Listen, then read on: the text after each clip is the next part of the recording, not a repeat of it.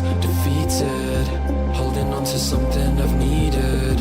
I'm looking for a reason, finding all you're wanting, a demon. Helpless, defeated, holding on to something I've needed.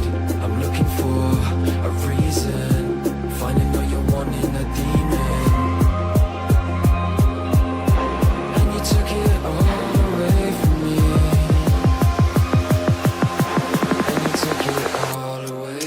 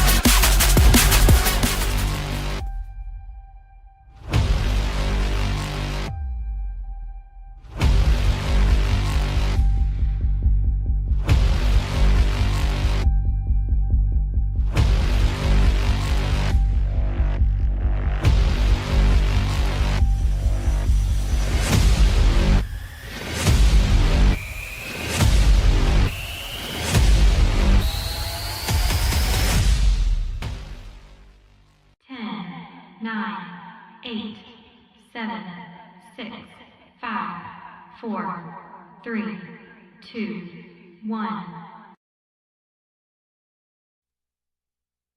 Playoffs finally underway here in Arena Esports and Counter-Strike 2, the first up on the docket. I'm Time to Light. That right there is Seymour for yet another Counter-Strike 2 stream. This week, we start off with Nevermind. We've seen them multiple times before, 3 to be exact. We'll get into the semantics of that all later. But I gotta say, Colin, this is probably the best team we could see coming into our first playoff game.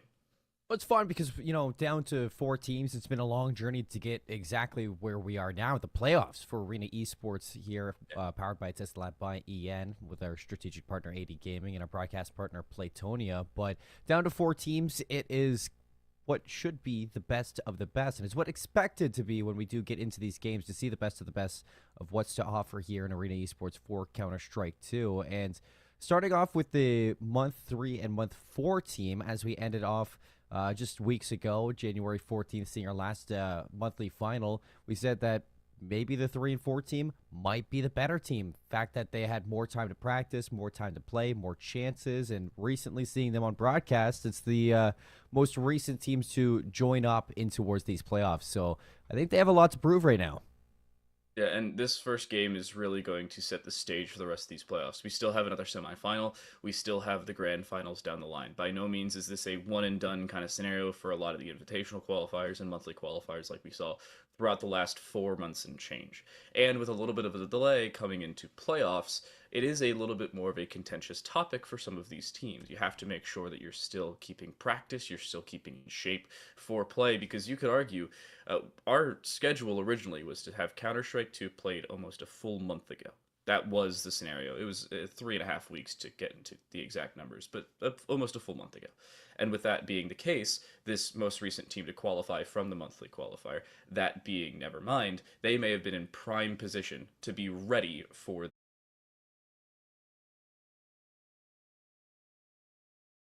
on Team Poggerz, and R8 Esports tomorrow will take on RGW Esports. Winners will play each other. Losers, congratulations, you've placed 3rd, 4th. Yeah, and R8 Esports, I imagine previously Easy Money Snipers, now changed over to R8 Esports. That is going to be on day number 2. RGW Esports, a fun team that I'm excited to see because it's the only team that has gone through 2 monthly finals to qualify, so they really had to fight their way to get into that playoff match. But we'll talk about them on day number 2. For day 1, Nevermind versus Team Poggerz. It's exciting. I never got to see Team Poggerz in their qualification match to the monthly finals number 3, but Nevermind, you and I, we got to cast over them back on the 14th, and LDT, Rezo, Nidal, No Love, and Smina, all 5 players ready to show up and try to, play their hand at the grand finals here for Arena Esports. One that is going to be on LAN in Dubai. So it's a big moment for a lot of these players who are trying to get on LAN and have that experience for the very first time.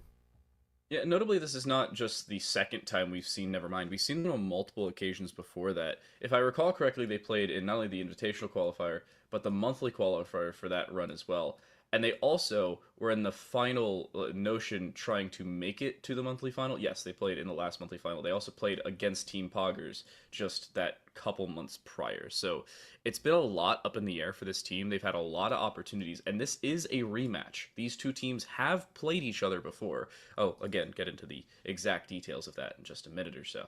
But this game, by no means, is the realm of the unknown. These players, these teams, a lot of these individuals have seen one another in a prior best of 3. The exact date, December 15th of last year. And the maps played in that best of 3, that was a quick 2-0, by the way. Ancient, Anubis, and Inferno, if it was to be required. Spoiler alert, it wouldn't. No, it didn't go the distance. And you could say the same for Nevermind in their monthly final that they just had.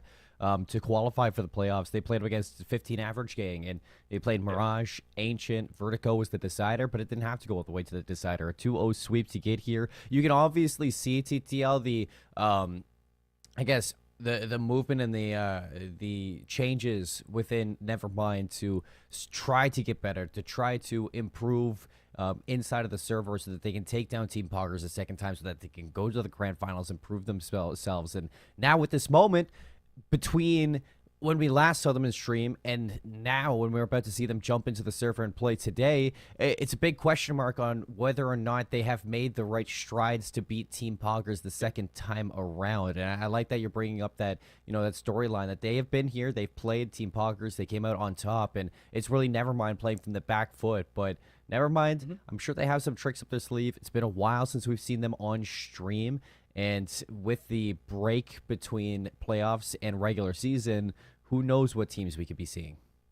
Now, again, some of these teams have been playing in tournaments outside of this one. I couldn't find any on Liquipedia or HLTV, so nothing notable, at least nothing substantial that I could find. But they have still been playing in officials and in events outside of this. Again, Nevermind kind of with the best possible scenario. They've played on stream, a monthly final, invitational qualifier, and then the follow-up monthly final. 3 straight Counter-Strike streams we had here at Arena Esports. All 3 of them were played by Team Nevermind. Actually, all final 3. But at the same time, maybe you have way too much information now out on you. That's a lot of odds. That's 6 maps of play, if not a 7th, if they went to 3 maps in that invitational qualifier. I don't think they did. But you have to remember, by no means does that give you a clear advantage. Maybe you're comfortable playing on stream, but does that comfortability then lead to success? We'll soon find out.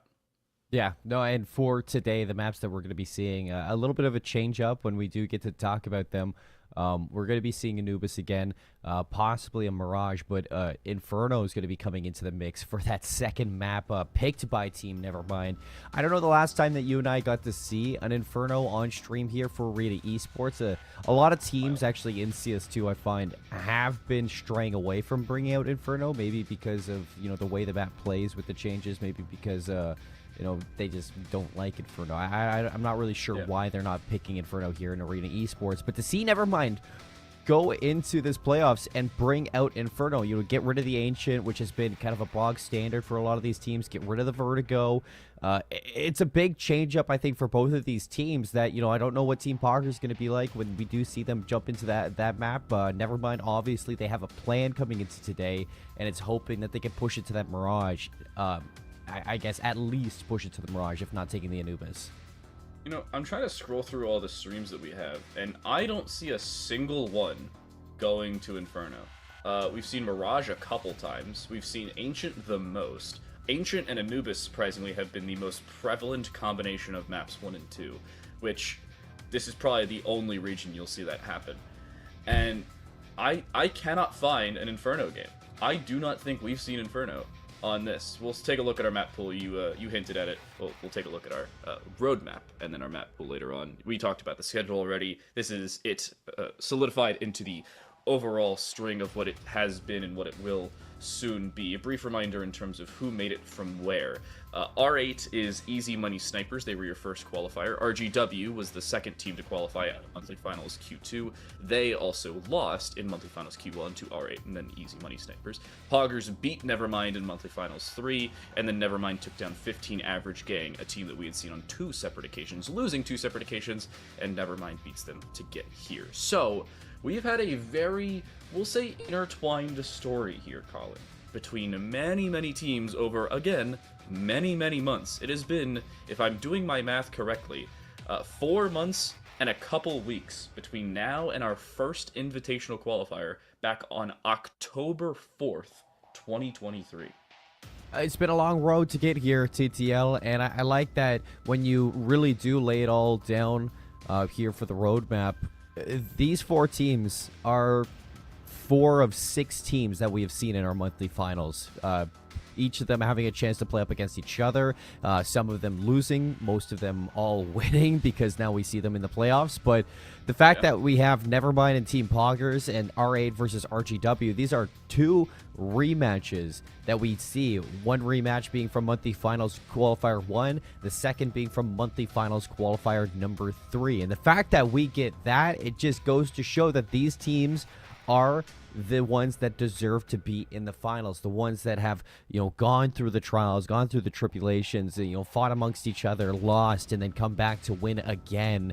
And you look at, teams like Nevermind and teams like RGW, who were the ones to lose these matchups in the past. It's really on them to show up today, make those changes, and try to get the revenge. Well, the Revenge Tour may be here for Nevermind. They again brought it, through Open Qualifier, not Invitational Qualifier. That was 15 average gang. I found that while scrolling through some VODs.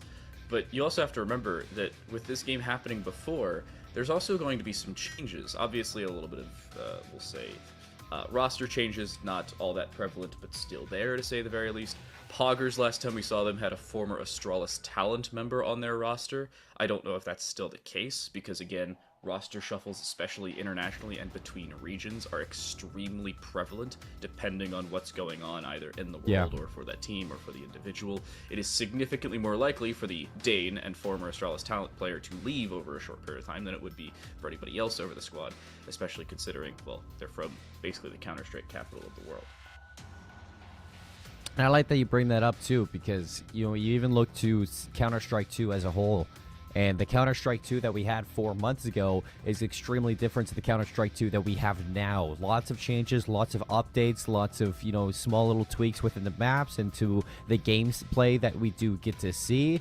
And I'm wondering if when we do get to that day 2 and we see R8 Esports versus RGW Esports, will that really come into effect? Because you look at the team who has most recently played as the one to have that comfort on stream here in Arena Esports, and that is Nevermind. Poggerz not too far behind that, but it is going to kind of be a tale for time to see exactly if that will impact these teams. I'm sure they've been scrimming a lot. I'm sure they've been playing a lot, and they should be ready for these playoffs. A lot of money on the line if you do make it to the grand finals, and here we go. Playoff number 1, map veto set in stone. We get Team Poggerz banning out Ancient, Nevermind banning out Overpass, Anubis map 1, Inferno map 2, Poggerz ban Nuke, Nevermind ban Vertigo, and we get a Mirage Decider.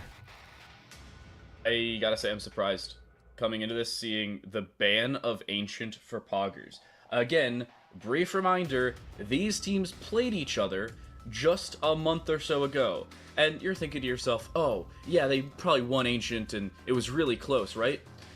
You would think that. And if you did, you'd be very wrong. They won 13-4.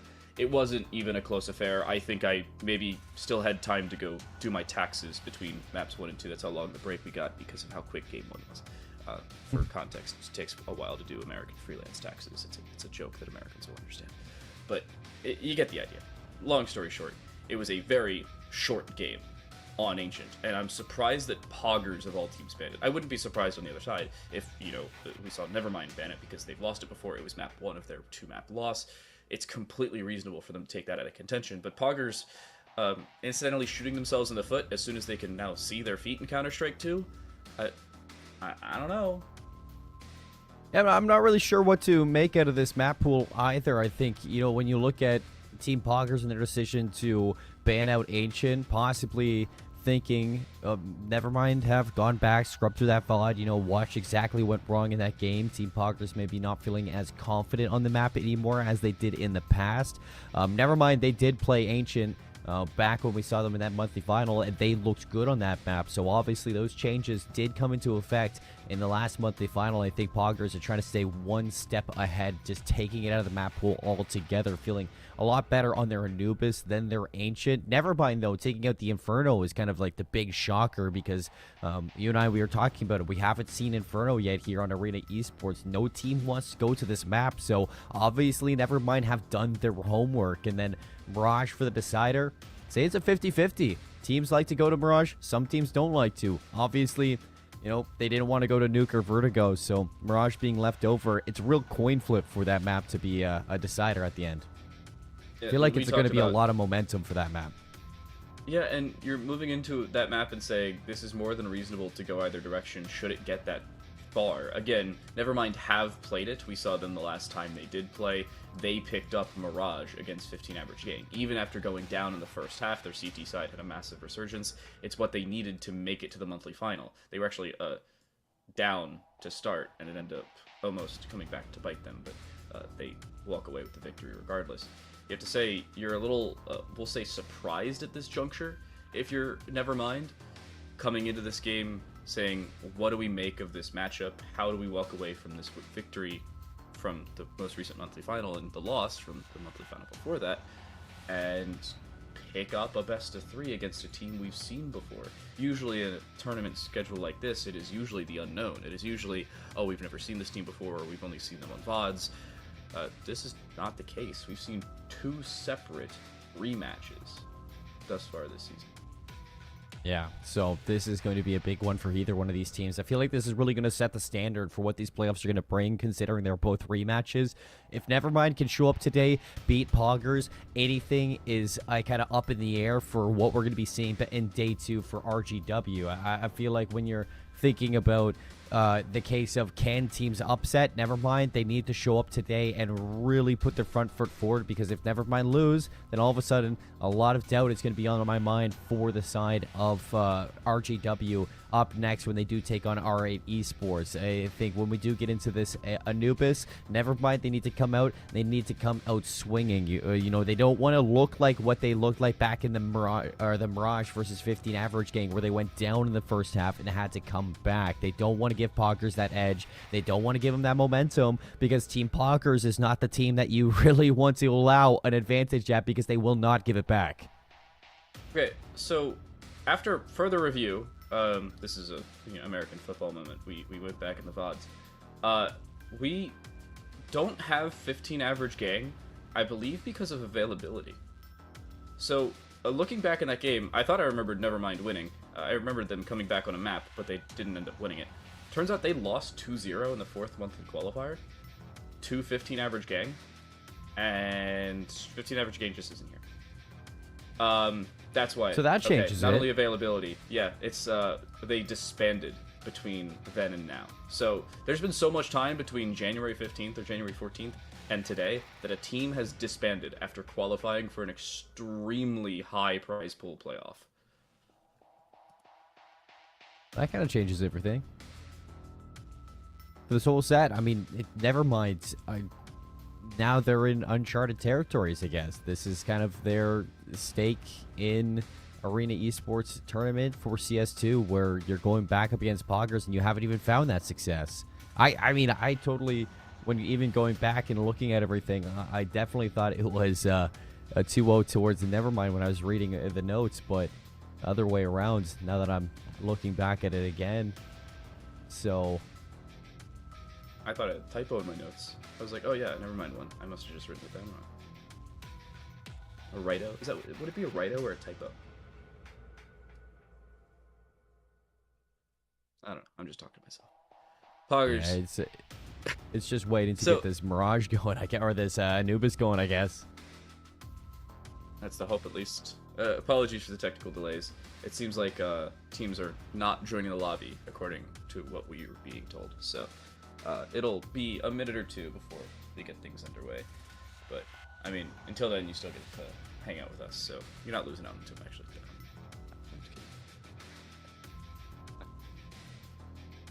I think for Team Nevermind coming into today, it's more so a chance for them to show exactly why they made it into the monthly finals both of those times, exactly what they have to offer. And for when you look back at the records against Team Poggerz, it wasn't a close matchup versus this team, so a lot needs to kind of be worked on for them to have a chance at upsetting today.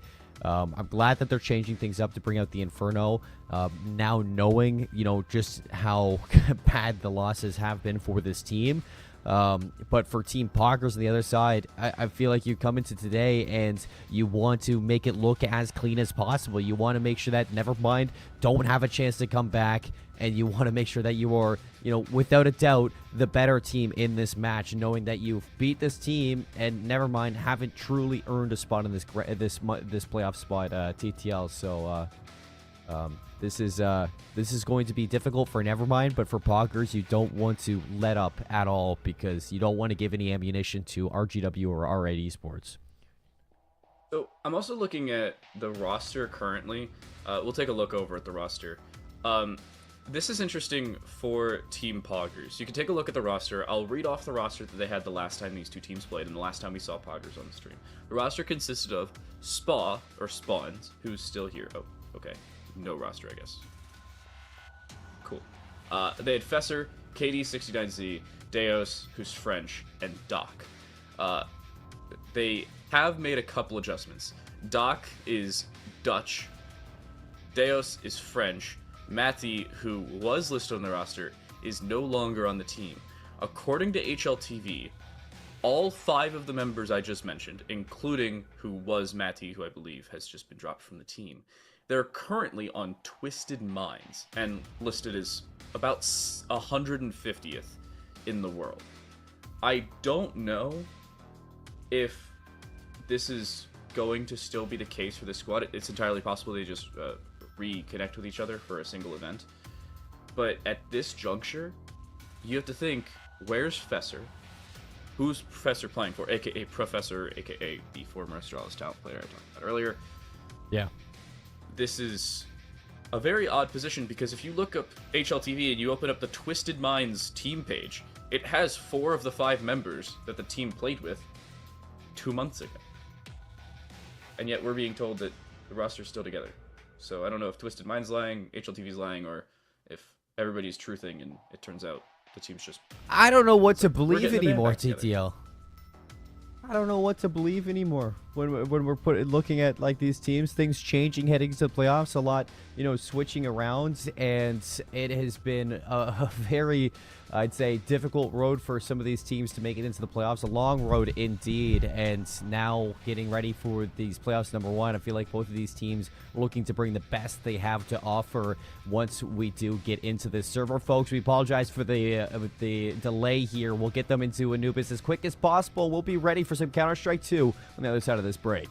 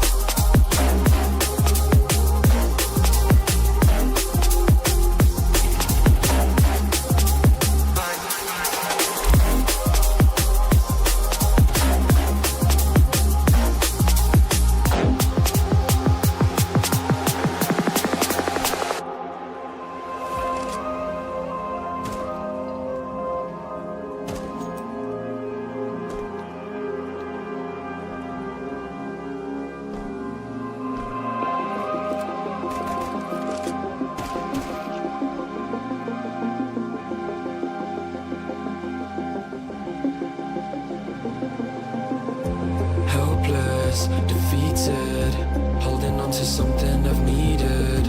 I'm looking for a reason, finding out you're wanting that demon. Helpless, defeated, holding on to something I've needed. I'm looking for a reason, finding out you're wanting that demon. And you took it all away from me. And you took it all away.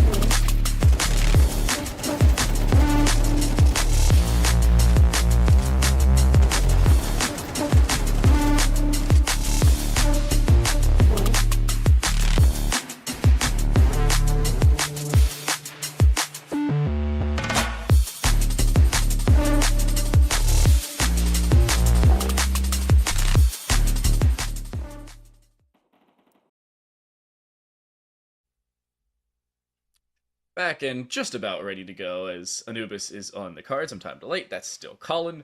And Colin, hopefully Anubis is ready. We're making sure that Counter-Strike 2 is functioning. It seemed like a server issue rather than a player joining issue. We got some clarification from the admins during the break. So apologizing to the players specifically for the slight amount of slander. It wasn't true. Our bad. It's everything gets a little frustrating when we're not having the game in front of us and everything ready to go ASAP. But we do appreciate everybody for their patience, and we are ready to get into a new business soon as possible. We hope so. But just to re-clarify everything off the top of show, Poggerz versus Nevermind. This is an underdog story, not a rematch that is seemingly to be righted from their wrong. It's an underdog story. It's an underdog story from the side of Nevermind, who lost in the monthly final to Poggerz 2-0, lost in the monthly final number 4 to 15 Average Gang. 15 Average Gang disbands, and Nevermind now, I mean, they have so many chances right now because they are on their last life in the Arena Esports tournament, their last chance. I'm also saying this is probably like the only opportunity anybody's going to have for a third shot outside of at least PUBG Mobile. And you can see here, this is Nevermind, again losing in monthly finals 3 and 4. They have been shown on stream twice. They are also the only team, I believe, to be shown on stream twice and not win either one. We've seen this a couple times where a team will be shown on stream twice and then they have a redemption arc. 15 Average Gang, for instance, I think this was the same notion for them, where back in our fourth monthly final, it was both teams with a second shot to qualify, one of them through open, one of them through invitational. It was an opportunity, but no, for Nevermind, it was not successful, and now it is. A little bit of a turnaround for them. Hopefully their fortunes also change in this best of 3. I'm going to say it, though, this isn't looking great for them. They're playing a team that they have yet to beat, and they honestly got annihilated. It wasn't a particularly close game.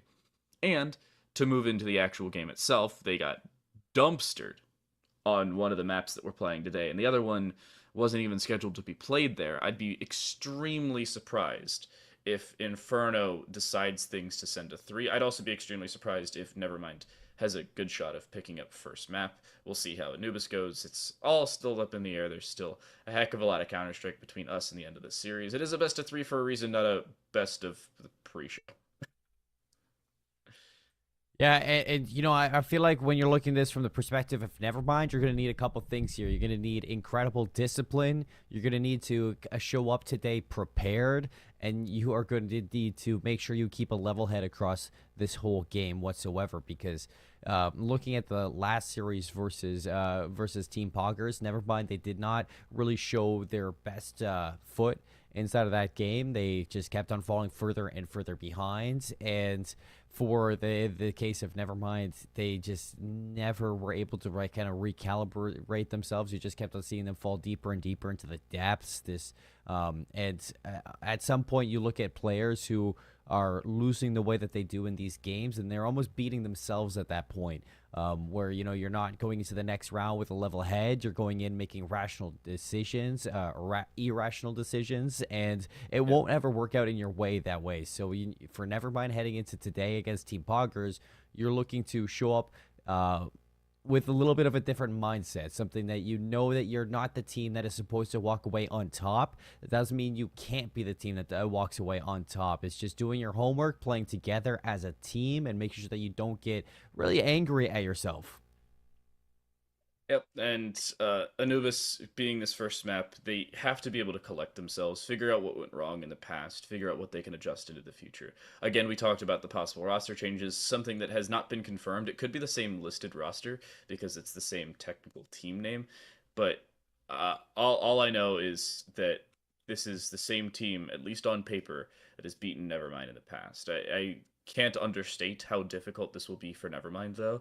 You're basically playing up against 3 factors. The fact that you've played this team before and lost, and it wasn't close. You've played in a second opportunity, and you lost, and it wasn't close. The second map a little bit, but really not that much. And now that you have a third opportunity, it feels like, for all of you Rainbow Six Siege fans out there, G2 getting an invite to Six Invitational, I think it was like 2019 or something like that, or 2021, whatever it was, where basically they had no shot of qualifying. They actually didn't have an opportunity to qualify because they didn't make it. And then Rainbow Six Siege was like, hey, here's a spot to the biggest tournament in the world for free, and you really didn't earn it.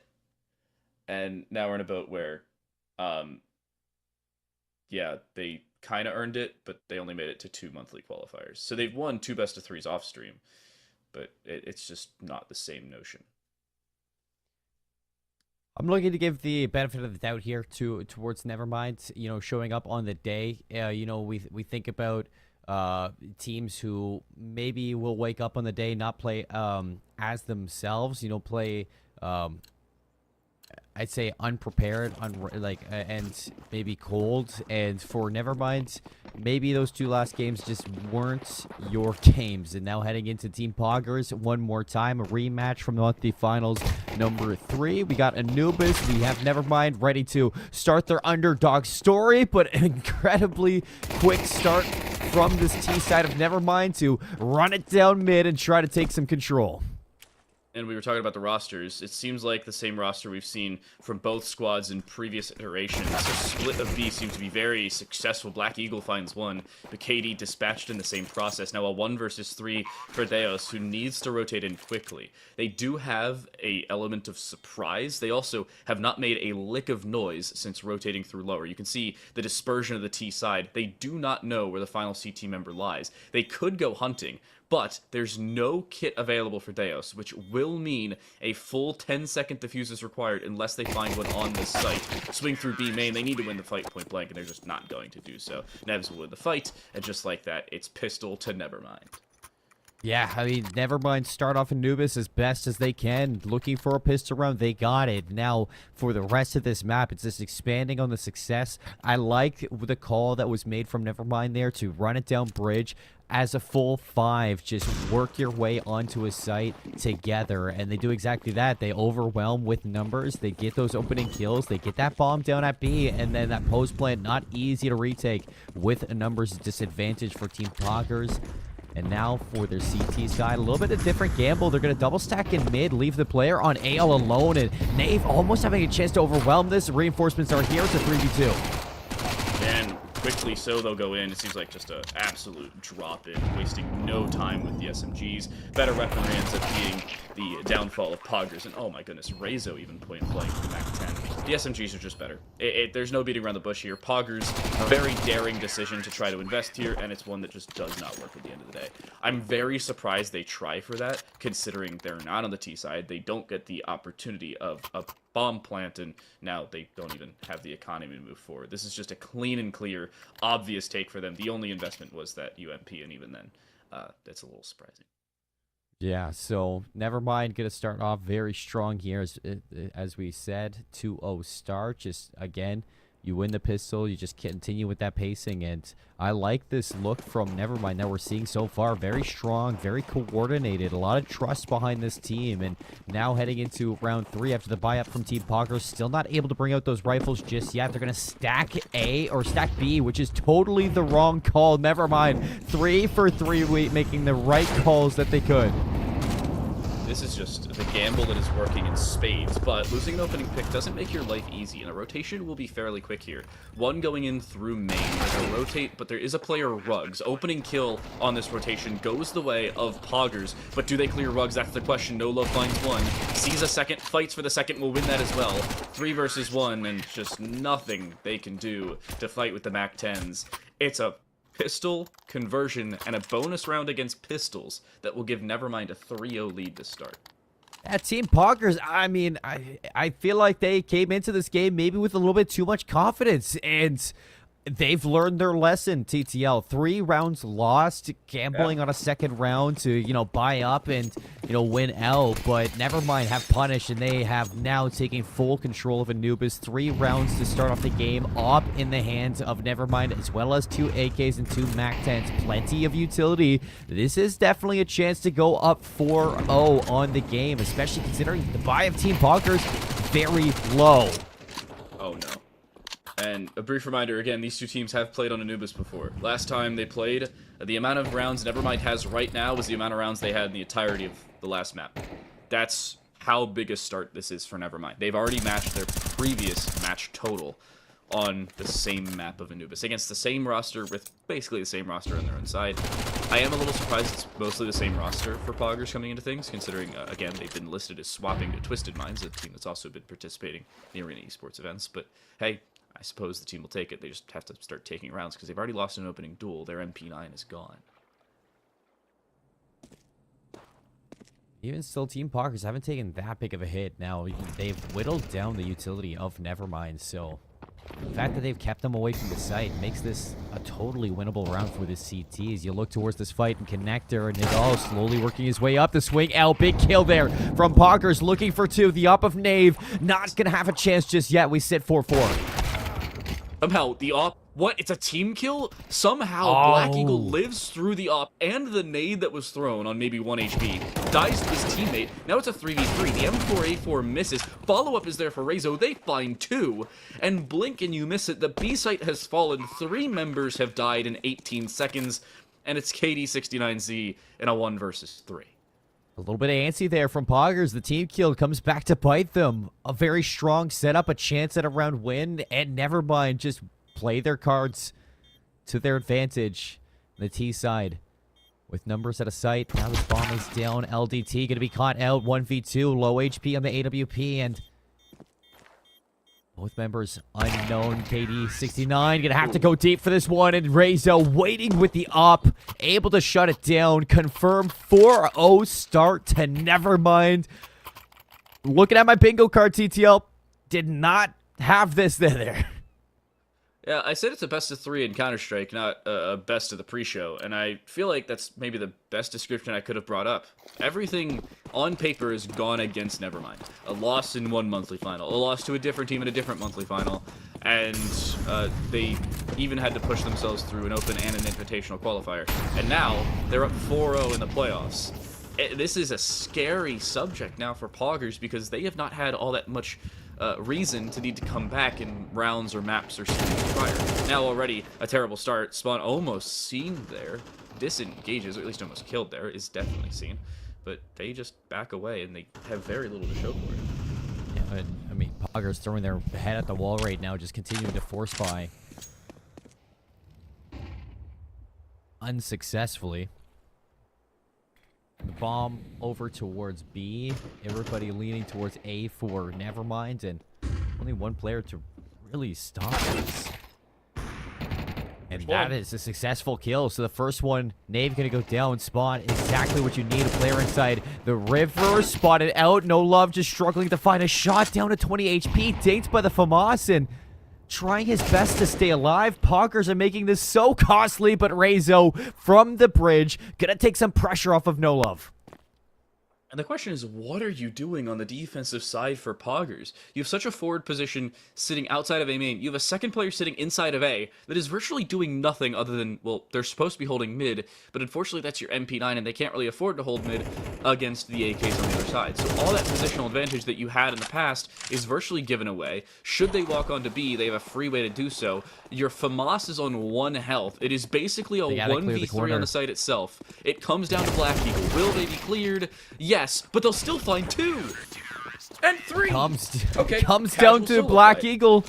Tucked away in a corner. Do they clear it? Yes, they do. But then hitting those shots, the M4A1 as posted up, able to lock down 3 easy kills. Nevermind. I mean, just stalled out that whole round, just trying to take these dry fights. And Team Poggerz in their aggressive positionings, managing to not only, you know, battle them out, but hold their lives for so long, draw out that clock, force the rotations, and soften up those players. So Black Eagle just put it away. Finally, Team Poggerz put an end to the run that has been Nevermind. 4 rounds in a row. Finally, Poggerz find their first one. Smokes open up, and Spa opening up a kill on the Nidal. The running joke needs to be 4 is all they get if you're a Poggerz fan. Maybe that could be the case. Already a very forward position outside BB. This is not being watched. There's 2 schools of thought here for KD69Z. Do you walk even further forward and look for a fight here? The answer seems to be yes. Catching out Rezo while jumping, timing a boon already. In Poggerz, they have all of B main. They have, we'll say, most of water, but they have 1 player on A. What? Oh my gosh. Somehow you lose a single what a fight shot from LDT. Wow. So it's all up to Deos.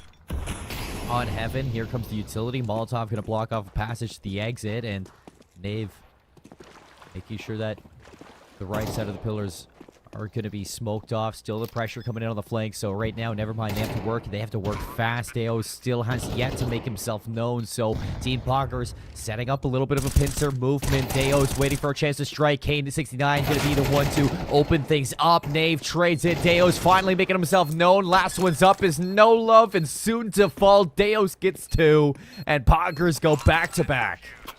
Yeah, and you blink and you miss it. Again, it's a quick retake from Poggerz. Everybody goes in at about the same time. That's the coordination we were honestly missing from them in the first 3 rounds-ish, plus the 4th, if you really want to argue for it.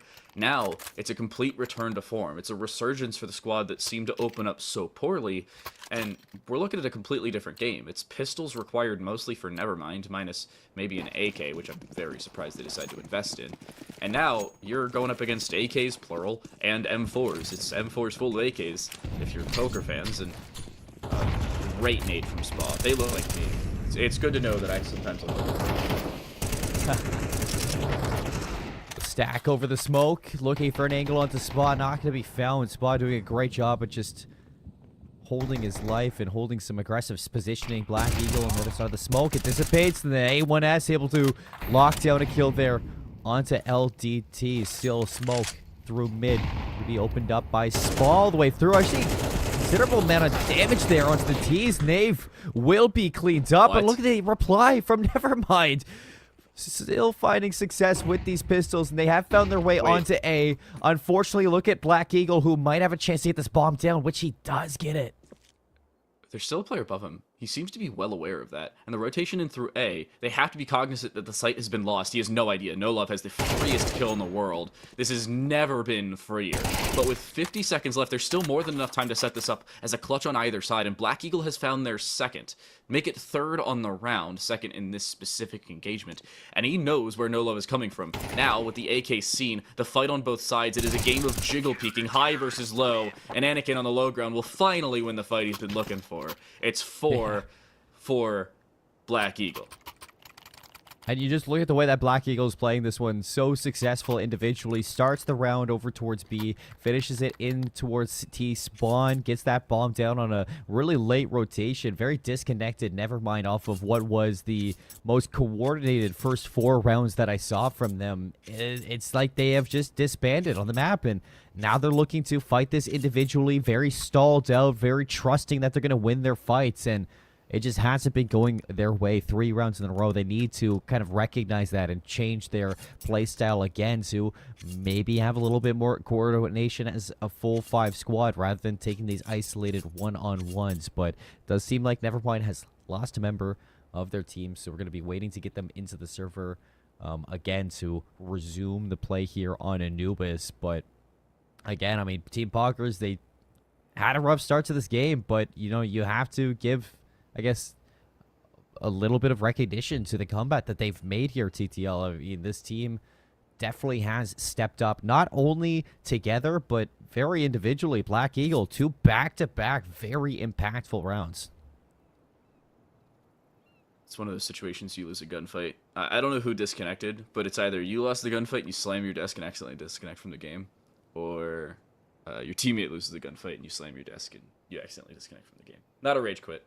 At least I presume it's not. It would be very surprising and honestly hilarious. But probably not going to be the case.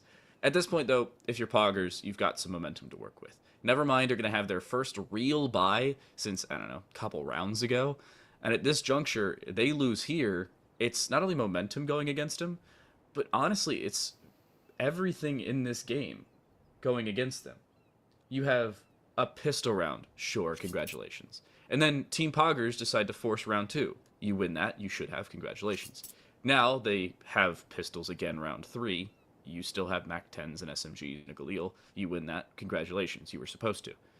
Now finally, it was Team Poggerz picking up weapons and they start to win. As soon as Team Poggerz gave themselves a concerted chance to win a round, they do so immediately. Since then, Nevermind has been, I'm not going to say out to lunch, because a 4K required of Black Eagle by no means is a bad round for Nevermind, but you need to be able to converge on those individuals, especially as a team, much quicker. And in that 2v1, they just don't. So it looks like we got our player back in for Nevermind. And these expectations for both teams have, you know, I guess, grown quite large Now that Nevermind has shown up and found those first 4 rounds, it's just how do they find that success again over the team? Obviously, you know, I've said it. I'm looking to them to work more coordinated together, but it's going to be a default again. 3 over towards A, 2 to mid, 1 leaning over towards B now. So AWP on one side. It's going to be Nevermind again. Just looking for these opening picks with the AWP, but nothing being shown to this T side. Smokes are down, and Poggerz just making sure that they don't give up their lives early, which they were doing so much in the early portions of the game. Up out here. This is a smoke we've seen on both sides. I've even seen this in some of my matchmaking games where teams will smoke it off either from T-spawn if you're a T side, you want to get past E-box, or if you're on the CT side, you just smoke in front, play on more off angles because you don't need to take the fight. Also, stacking 2 players over towards A for one of the first times here, at least for this forward fight, you're in a very good position overall if you're Nevermind, especially with now the sound cues. You're baiting in your player waiting pillar. This is going to work perfectly. There's the swing, there's the opening kill, and you have some support, but a team kill there from Nidal and a follow-up by Deos. Just like that, a 4v2 and Nevermind have to be kicking themselves because they've already been shooting themselves. I mean, Team Poggerz are just playing out of their mind now. After losing 4 rounds in a row to start off Anubis, they have resurged to equalize, and they are not losing a fight. Rezo, how much damage can you do here with the AK? Shots just not landing, and Deos taking 0 damage from that battle, trusting in the USP to clean up what is a 1 HP in a dream moment for Rezo. Over the wall he goes, able to at least take a few shots there, but Rezo not able to secure that kill, and Team Poggerz have tied us up. Dead even, and now a way to really turn this game around. If they haven't already, look at the opportunity. Nevermind again, forced into economic hell. They've got nades, plural, a scout that formerly was singular, and they're just going for Tech 9s and a Glock.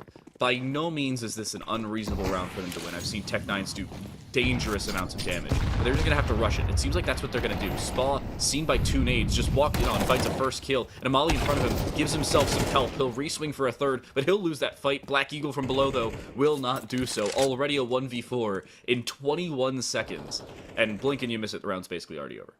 Yeah, I mean, Poggerz are not only back in this game, but it seems like their mentality is just nothing but confidence since a minute 22, and Nevermind just down to no love. So, come into this looking to take these fights head on, and it's just not working anymore like it did at the start of this game. Team Poggerz, it doesn't get better than that for them. And now with 5 rounds in a row, they've taken a lead here on Anubis for the first time today.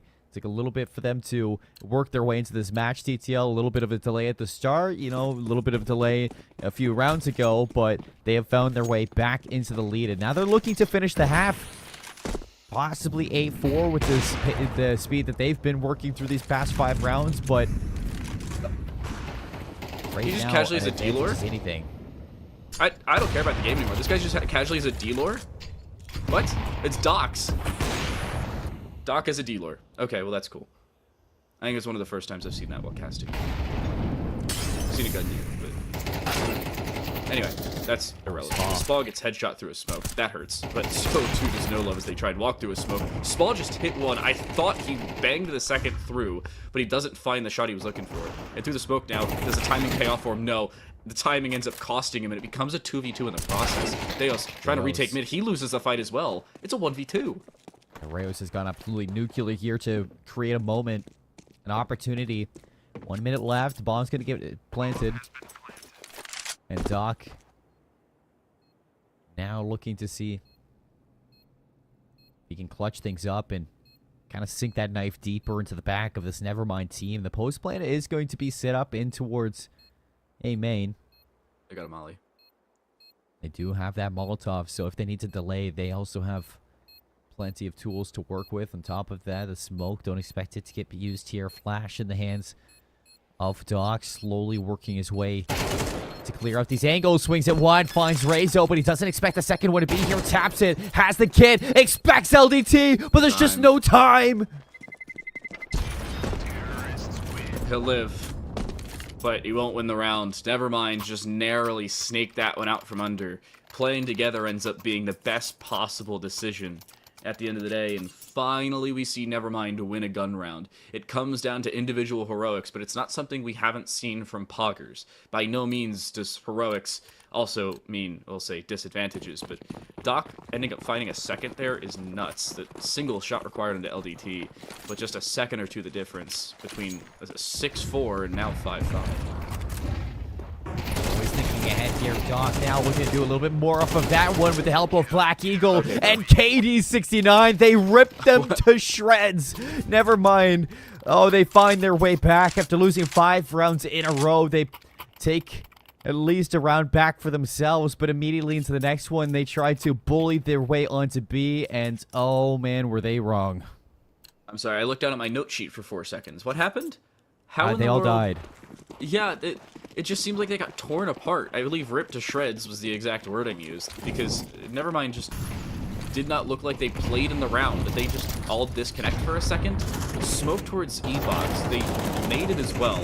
Advanced strats already, but you're looking at a Scout, a Galil, a Tech 9, and 2 Mac 10s. One of those Mac 10s is point blank on E-Box. They're trying something. Nidal finds a shot while boosted. Hello, early start. Big fan of the Scout, especially when it's landing its shots. Black Eagle on the disengage. Mac 10 looking to push on forward. The side strafe not able to evade the M4A1S spray. That gives Poggerz back a little bit of an advantage. TTL still looking to put some pressure here.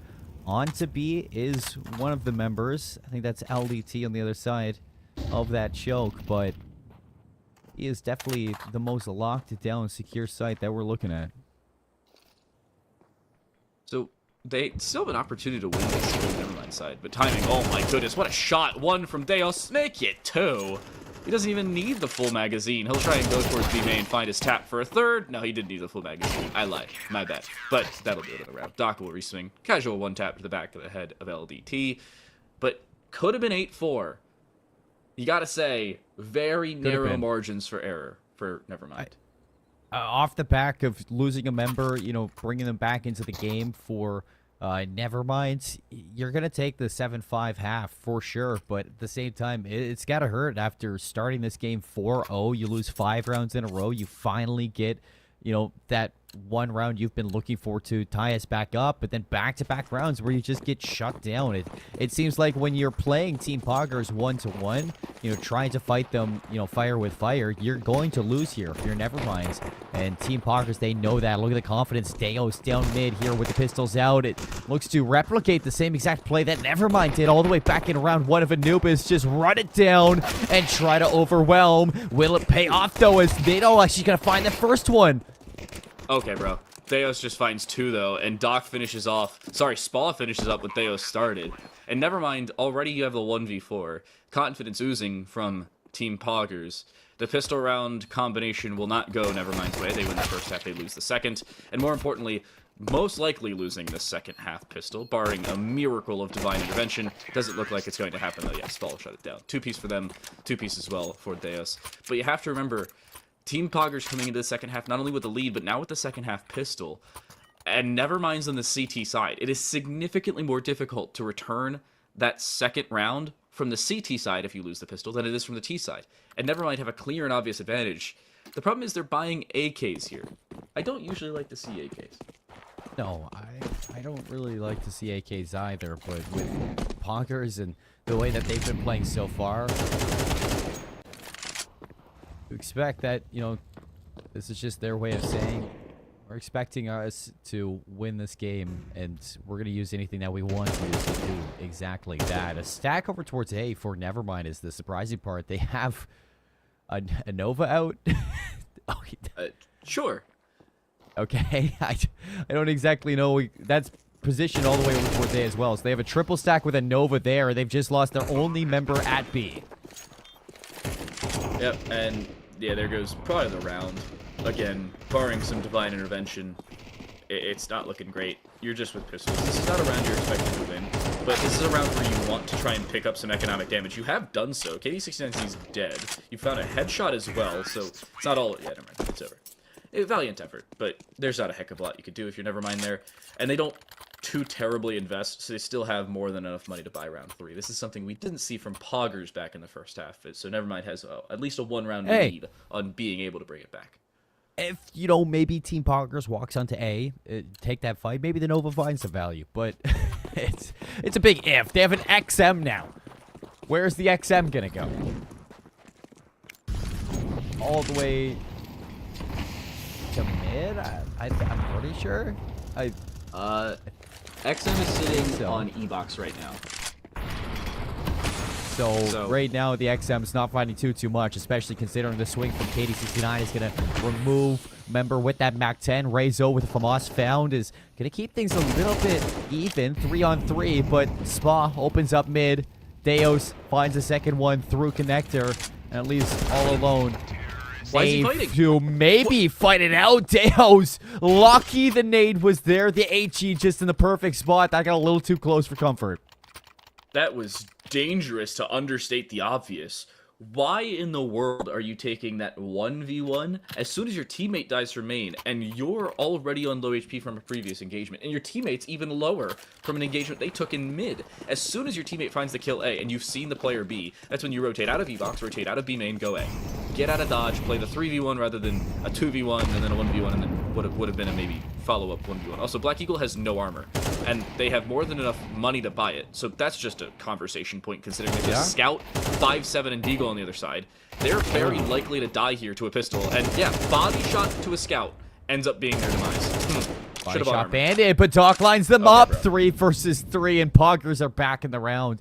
Just like that, Doc making some money moves on the site, and spots another one here with the Scout tag down to 9. Goes back in for the reach out. No love going to be removed, and now for Doc, slowly just holding space at B. Actually pulls the rotations off of A, and Deos is feeding this information to the rest of the team. You see the bomb rotating over to get planted, and everything about this round has now just swung back the way of Poggerz. Rezo about to get shot in the back of the head, and everything's down to 1. Unfortunately, the 1 is guessing wrong. Wow. Bomb going on towards B. They found an opening kill, but Deos is sitting in mid, waiting for LDT to swing him. Yeah, goodbye. Poggerz, great round from them. They gave so many opportunities to split their attention should they needed to. Again, probably should have bought armor. But Doc following up at least a little 2-person spray down, make it 3 as well. I think he found a 4th. Yeah, he did. Poggerz, very good round, despite, we'll say, the lack of armor investment. Wait. Okay, he bought armor this time. I thought he didn't buy armor in backgrounds.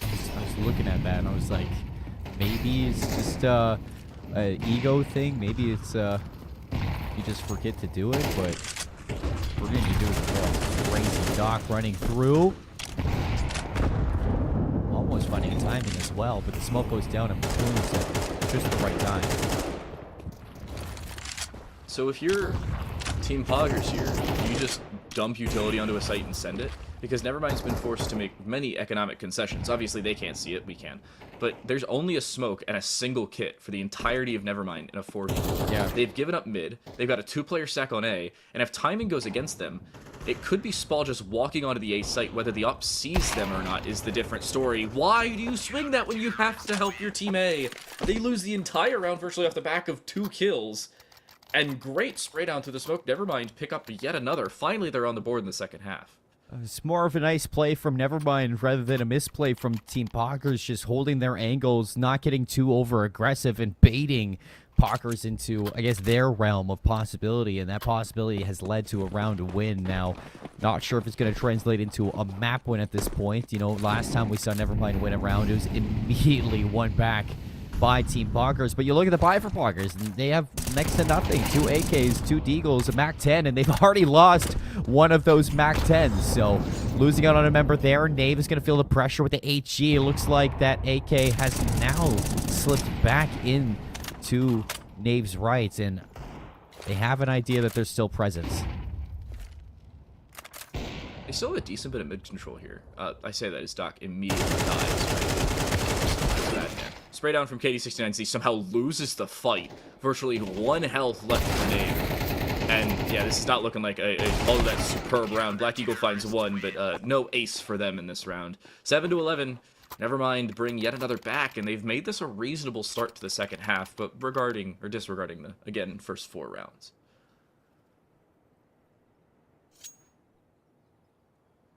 So Poggerz should be broken at this point. You look at their money and you won't be able to buy too much. 5 deagles across the board. Armor on 1. Just being held at arm's reach from that map point. Also, important to note that this is Team Poggerz map pick, so this isn't the craziest scoreline that we have seen. It's expected of them, but for Nevermind, every round that they get counts to not only maybe upsetting this map, but confidence back. Spio looking for a couple fights here, and he's going to find it. The damage ended by the HE. Doubled up and dumped. Spa goes down. Killed. Hold up. He got killed by the actual contact of the HE. It didn't explode to kill him. No way. He got hit by it. I swear. It hit him, he died, and then the nade fell to his feet and then exploded. I definitely thought it was just 2 HEs. It was 2 HEs. It was 2 separate HE grenades, but one of them made contact to kill. The other one was shrapnel to kill, which is insane. And it's honestly funny at the end of the day. The lack of armor is going to come back to bite you most of those times, especially when you're facing up against a team that throws a heck of a lot of utility. Doc? Oh. Yeah, wow. Doc. It's great crosshair placement. Almost finding the second one as well. And, yeah, never mind. That's 3 rounds in a row. So, let's see if they can transcend what was the start of their game. You look back at the match history. It's been a tough road for Anubis. 4 rounds in a row to start this game. 5 rounds lost. They get that one all the way back in round 13. But, you know, ever since that, it's just been a tough map to play. And Team Poggerz have quite the lead now. 11-8. Never mind, slowly bringing it back. That's... Now looking at the buy, too, it's still not too healthy for Poggerz, so still should put the advantage over towards Nevermind. It's just shutting down these contact plays that Doc just loves to go for. Putting kill not found as quickly here, though, and the lack of utility for Poggerz makes this difficult. They kind of have to invest in this position. Luckily, that Molotov misses. That leaves at least an opportunity, and it seems like they want to swing it. They will from both junctures. The swing from E-Box as well. Black Eagle with one, Doc another, and the follow-up from Deos in through mid ends up biting back onto Nevermind. They lose sight control, bomb will go down, and they have a 2-player disadvantage up against lesser weaponry, no less.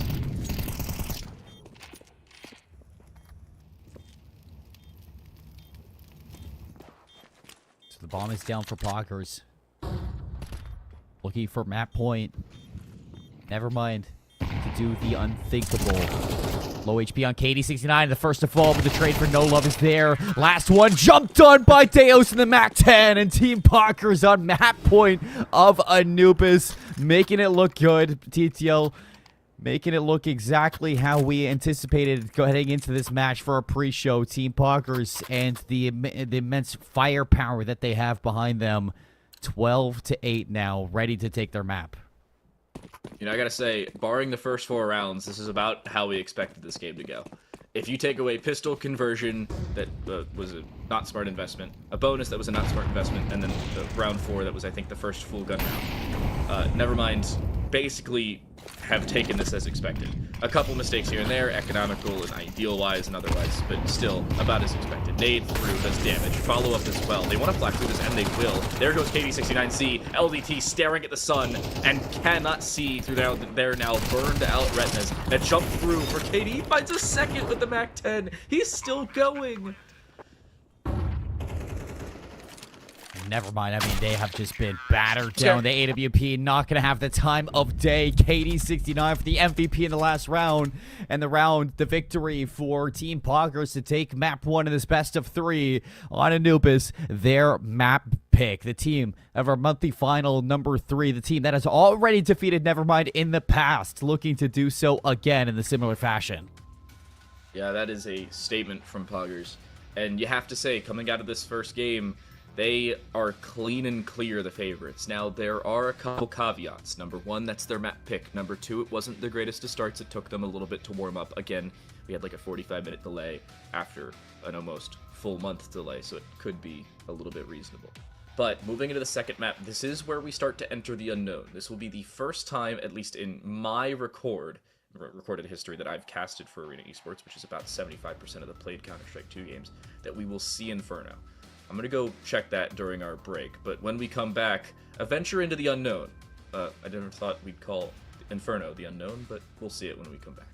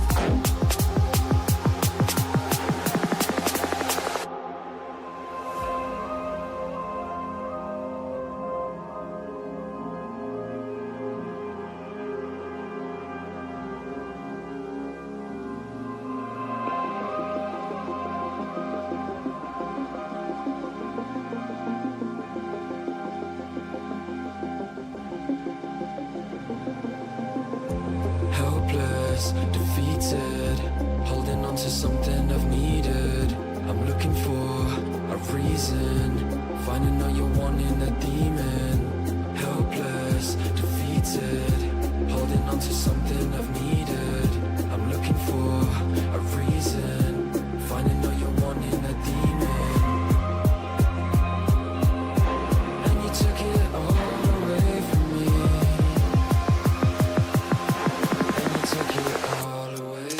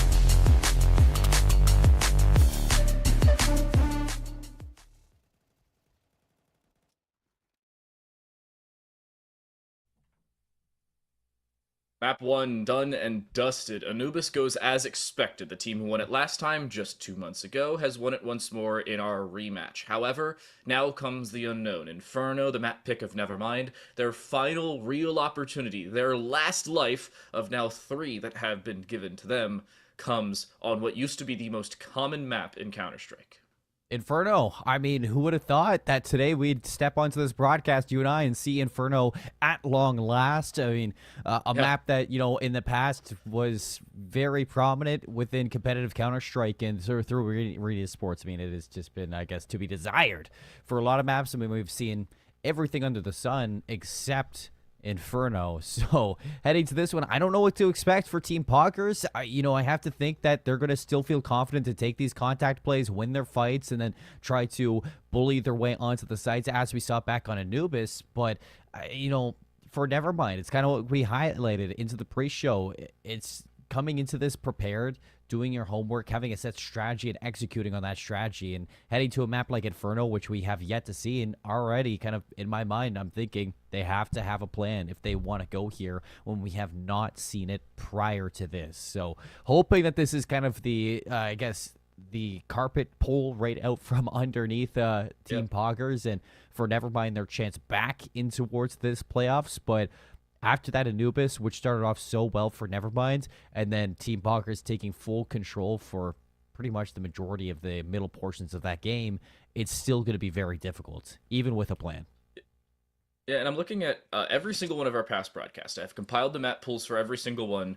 I'm still in the process of compiling how often the numbers have come up, but I've gotten through at least Mirage, Anubis, and Ancient. Mirage and Anubis have both been played 5 times, each of them as core maps, not as map 3s. Ancient has been selected to be played 7 times, has actually been played 6 of those occasions. Inferno, only once has it been technically selected. That was the last time these two teams played. It was as a map 3. It was not actually played. It has not been selected to be played nor played otherwise. We'll take a look at our scoreboard and get more into those numbers later. Theos top frags alongside Doc for 19 apiece. They both go down with 12 deaths as well.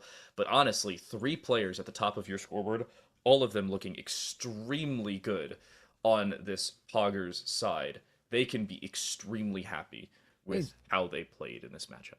It's surprising to even see spawns all the way at the bottom there, because there's so many times throughout the middle of Anubis that spawns was making the play to open up a site or lurk and, maybe find an open rotation for their team on their T side. But to see him only 10 and 13, really surprising. I think it just goes to show, just how much impact Doc, Deos, and Black Eagle had inside of that game. On the other side for Nevermind, I mean, a great end game for Nave. Same thing with Rezo, who was basically consistent from start to finish. Nidal from time to time even had their moments, but I mean, you look at No Love at the start was farming Team Poggerz, but after those first couple of rounds, didn't really see too much of No Love. Maybe a kill here and there, but obviously you can see that the lack of success from an individuals from Nevermind is reflecting in the scoreline.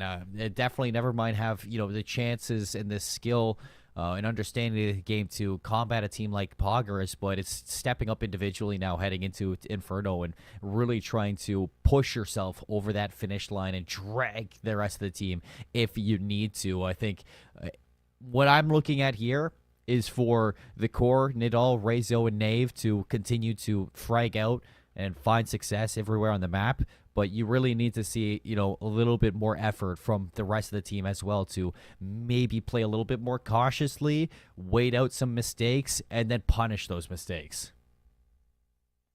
So I've been doing some more background everywhere else outside of the stats from just the scoreboard.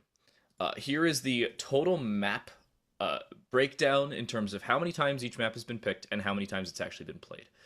Ancient has been picked 7 times. Twice as a decider, has been played once as a decider.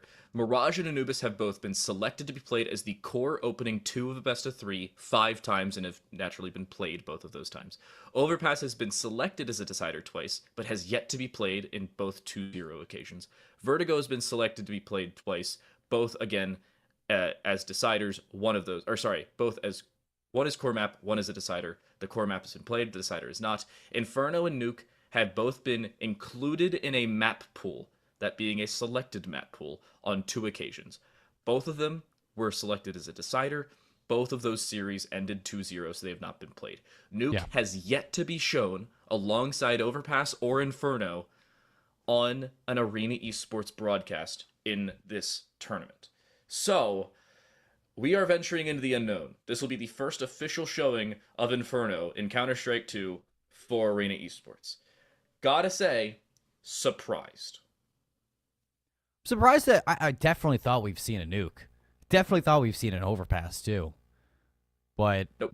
maybe I'm just imagining it. Maybe I'm just crazy. Who knows? Crazy? I was crazy. I was crazy once. I might still be, for all I know.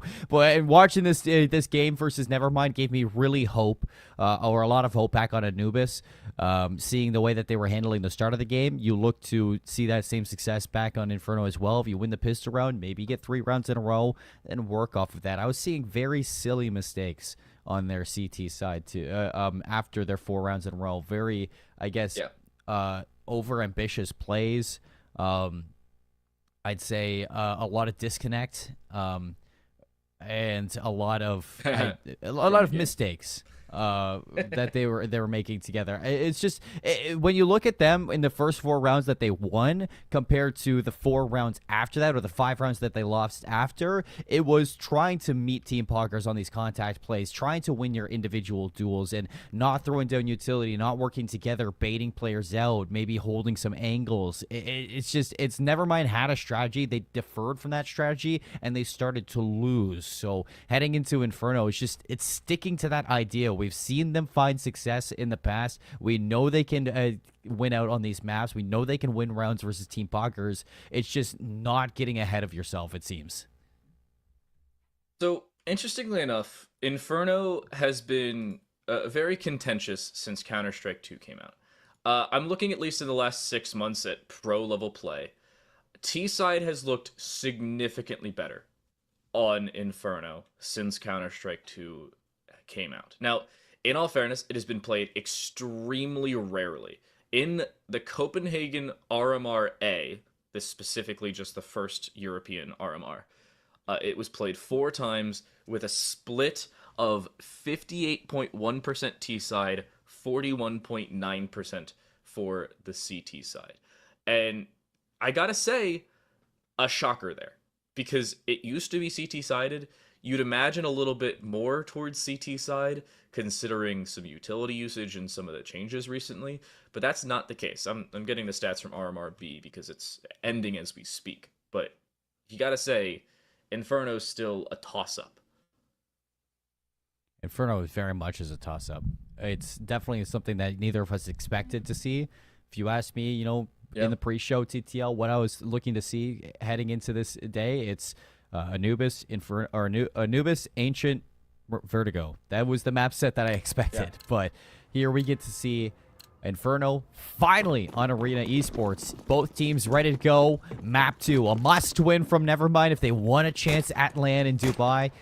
Team Poggerz, though, ready to continue their flow and win out. Black Eagle, the first one to take a fight here with the USP, tapping away. Nothing gonna land just yet. Still wants to fight, and a dink is gonna hit, but Spa, the one to look to really deal some serious damage, but nothing landing. A team kill from Rezo is all they get. Oh, and Doc, even while Flash ends up finding a kill, a smoke lands on top of Flower Pots. Nice use of the volumetric smokes. But this T-sided pistol needs to be a win for Nevermind. And they're getting the bomb down extremely late. Low HP on one player, and that kill through the smoke. Rezo dies. The team kill they had earlier ends up being significantly more useful for Team Poggerz. But a headshot through the smoke, a 2 versus 1 from distance. Both players low, but Theos just barely finds the kill he was looking for. He'll have time as well. And Team Poggerz, for the first time, will escape with the first half pistol. Death, Taxes, and Deos winning his ones. I mean, that is just things to expect in life. Team Poggerz, what an incredible round to win there. Definitely one that you don't expect to win, but Deos steps up when you absolutely need it. Nevermind now going to feel the knife in the back for that one, slowly twisting, slowly digging deeper, and they're going to be able to buy up here, so hopefully this buy up can, maybe pull that knife out a little bit. 3 MAC-10s, an AK, armor, utility, and a deagle. Oh, and the AK, already a good start. This is a perfect opening to a round, considering they lost that pistol. Molotov damage taken in through Banana, and they've lost a decent bit of health on their one of, well, 3 MAC-10s. To get into some more stats while we have a second, the T-side wins the pistol 62.4% of the time in the 5 occasions it was played at the European RMRB. They also win rounds 61% of the time, if not a little bit more than that. So you're looking at a 7-5 or an 8-4 if you're happy for Nevermind. Double player reswing here down B main. They want to look for as much as they can. They still have an M4 here. Oh my goodness, no love, no idea! Talk about no clue. Reswing there from KD. He'll be shut down. It's a 1v2 with 60 seconds on the clock and a bomb plant extremely imminent. Well, Deos was able to do it with the USP. Black Eagle, we've seen them clutch up back on Anubis with a 1v3 with the M4A1S in their hand. Can they do it with a 1v2? Bomb planted, an HE for Nevermind, an AK, and an M4. Time going to slowly dig away, but for Black Eagle, I think the one thing that is really weighing down on you is the fact that you don't have a kit. So you need to go. You need to go now. I'm going to spot somebody all the way backside, making some noise. No idea where the second is. Going to be guessing, clearing as many corners as possible, but tucked away is Nevermind and just waiting things out for the mistake. Both now doubled up to swing out. Almost the transfer for Black Eagle with no time, no help. It's Nadal to find 3 to win the round. That is a scary round for Nevermind, and it's finally the fact that the T-side loses the pistol that ends up giving the team that lost the pistol the conversion. Again, winning that second round is the difference maker into a series, especially when you get the bomb plant down in pistol and you have the chance to buy. They do so, they invest, and it ends up paying off in dividends. Now it's just Deagles and a nade up mid, sorry, a flash up mid, surprisingly enough. They are stacking the A side, but I don't think any of them have been seen quite yet. Well, I mean, Nevermind complete what Team Poggerz couldn't back on Anubis, and I like this from Deos. A very unexpected angle with the Deagle. Mac 10 though for LDT. He's boosted on the ledge. I don't expect them to expect that, but at the same time, it doesn't seem like they're playing this one. Nave, the timing. I thought he was looked away, but he turns, and Deo's going to be the first one to fall, and that should force Team Poggerz to react and see if they can cover their tracks, but even better call from Nevermind to just disengage. This is the wait, everybody wait, don't overaggress, wait some more. You can see Nevermind are extremely patient in this round. Compared to what we've seen in the last couple, they have no reason to overaggress. They have no reason to put themselves out of advantageous positions.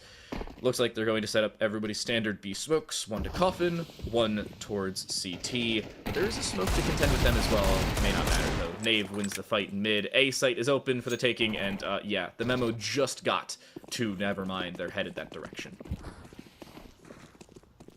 2 players falling for Poggerz. That might be the round as well. Smoke on the other side. It's Doc to walk on through with the Deagle. 5 shots, only a few hit. Nothing too lethal, and it all able to swing around and put that to rest. Spa. Now KD69. That's an AK.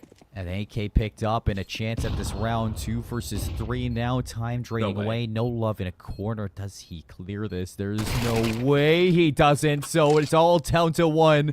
Spa first the world, and the world is shooting him in the back. So close yet so far for Team Poggerz. Both teams buy in with lesser weaponry. For Nevermind, it was an AK. They also had the MAC-10s available. For Team Poggerz, it was exclusively Deagles, and they made it a very dangerous round. If and only if you clear that corner, it's a 2v2 and a reasonable opportunity. Again, no kit, so probably still wouldn't have won the round. But now you're up to just pistols, and you don't have the greatest of loss bonus. It should be 2,400 for Team Poggerz. They'll average about 44 to 4,000 across the team, depending on some kills in this round. This is going to be a labored buy next round, regardless of the outcome. But they're going towards the wrong site. Nevermind are setting it on B, and there's 4 players here waiting for them. Call. Can they bail themselves out? Nate says maybe with the shots landing. LDT is going to get a third one. Deos, though, try to do the most. Only good for 2. 1v2 for Doc. Teagle in the hand of Smoke, blocking him off from the vision. The punching in the digits will be Nevermind. A chance at an advantage by 2. Smoke dissipates, and so will the chances for Team Poggerz there. 3-1 goes Nevermind. I don't hate that decision for Doc. You have to try and play for an angle they're not watching, but at the same time, you have to give yourself the best possible opportunity, and playing as a smoke dissipates probably isn't that. Timeout will be called, I believe, by Nevermind, and it seems like Poggerz, this is their first real opportunity with full weaponry into this first half of play, but this is something similar to what we saw back in the first half of Map 1. Nevermind out to a scorching lead, and Poggerz pick up full weaponry and are like, yeah, I'll take that, thank you, and just run away with the game after that. I think, if I remember correctly, the game ended 13-6, but it opened up 4-0. So a 13-2 run for Team Poggerz. That is incredible. So you never count them out. That is guaranteed. Yeah. Nevermind on the other side, still kind of like, okay, you can find a few rounds, you can win at the start of the game, but once we get into like the mid portions, they fall apart. They completely disconnect, and they start playing isolated. And I think for Team Poggerz, now with the rifles, this is where they can start kind of working their magic. In this one, HE's not going to land. Okay. Deo's double warning shots there, but seems like Banana is looking to be worked on here, and that should be a damaging HE spray through. Almost hits, but Rezo says, oh, don't worry, I can trace those shots. You without tracers, suppress weaponry, not offering those, yet still the opening kill. And Nevermind have a clean and obvious advantage now. They have control towards second mid, they have control towards mid as well, and they have B main, or the entirety of Banana at that juncture. They're running the op, and it's working, but Deus has re-aggressed here. I don't hate this decision. The problem is if you're caught out, you give yourself and your team a 3 versus 5. He's walking through, has not been counted for, and finds a kill. Why is Nave sitting there with his knife out? No refrag, he almost dies. Questions that need to be answered for sure, but Deos with a humbling play, starting off over towards Arches at A, rotating to B late round, and finding the equalizer. Not just that, a lot of damage onto the now AWP player for Nevermind. Bomb in hand, still slowly working their way back up Banana. If they can remove Deos, it should be a round 1, but removing Deos is going to be the hard part. Ooh. You're setting up a flash here. Smoke towards CT. Flash will follow from Reza, who's low HP. Opening fight goes the way of Nevermind. And I'm going to say it, that's virtually the round. Yes, 2 players are low. Yes, it is a 4 versus 3. But there's no kit, and there's 3 flashes, and that's it for this retake. Yes, they have weaponry, but how will they use it? We'll see. Tucked away is LDT. Common corner to clear, and they do, but the shot is just a little bit better for the AK. Removing the head of the member leaves it all down to 2. KD69 still questioning whether or not he wants to give them this chance, or maybe play for exits. I'm pretty sure it's going to be the latter of that, looking at exactly where his teammate is. Nowhere to be seen. KD69 looking to take some of these rifles out, but they know exactly where this member is. Help has arrived, but soon dispatched of. Nave looking to remove all the rifles from Team Poggerz. He may very well survive at the end of things. He'll run towards CT spawn now. He'll die, but the only one to die at the end of things for Nevermind, barring the opening kill they lost. That's a great round from them to recover. You have to say, what are you doing here if you're Team Poggerz? Why rotate 3 players over to A when you can reasonably watch it with 2? Why not give yourself a reasonable shot at a refrag towards B? A lot of questions that we really haven't found answers to, and now they're investing. They have max loss bonus, so it really doesn't matter. You can buy down to basically nothing and still be able to buy in the following round. They've got Deagles, 5-7s, and utility alongside just Kevlar. This is where they pump the brakes on Nevermind back on Anubis. Can they do it again here? 5-7 for Black Eagle. A couple shots there, just warning shots at that, saying, back up, you don't want this smoke. And it's kind of a mutual agreement to back up, and now a mutual agreement to take this once more. Nave going to throw the HE. Black Eagle makes himself known. The spray's there, but only down to 46 HP for Nave. Yeah, this is still dangerous, and with the weapons still available for Team Poggerz, by no means this is a done round, but it becomes significantly more difficult. You win an opening kill there, this is a completely different conversation, but they don't. They do have a Deagle sitting in the backside of the smoke, finds an opening kill, wants a second, up close range, he'll switch to the P250, but he'll lose the fight, looking for a third. Oh my goodness, Doc! He slices and dices a scalpel with a Deagle. And just like that, it's a completely different round. The flank from behind, the 5-7 for 2 as well. It is an eco full house of frags, and Team Poggerz are back in it. Just like that, I mean, I said it, back on Anubis is exactly where they pumped the brakes on Nevermind, albeit it was 4-0, not 4-1, but same outcome.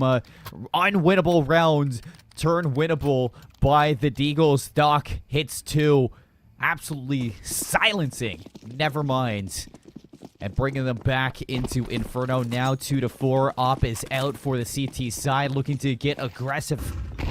Will it hit? Tech9 for Nave, looking to rush down. What a shot! No way! Tech9 broken gun. And the Molly burning him alive. Tries to go back in to do more damage, but won't get a chance. Honestly, you're happy with that, though. You go 1 for 1 with a Tech9, and you've done more nade damage than you could ever imagine. You force Deos back onto 17 HP. They've recovered some utility. Great nade again. But you are more than okay with the beginning of this round, and you forced a disengage on B that you otherwise wouldn't have been able to.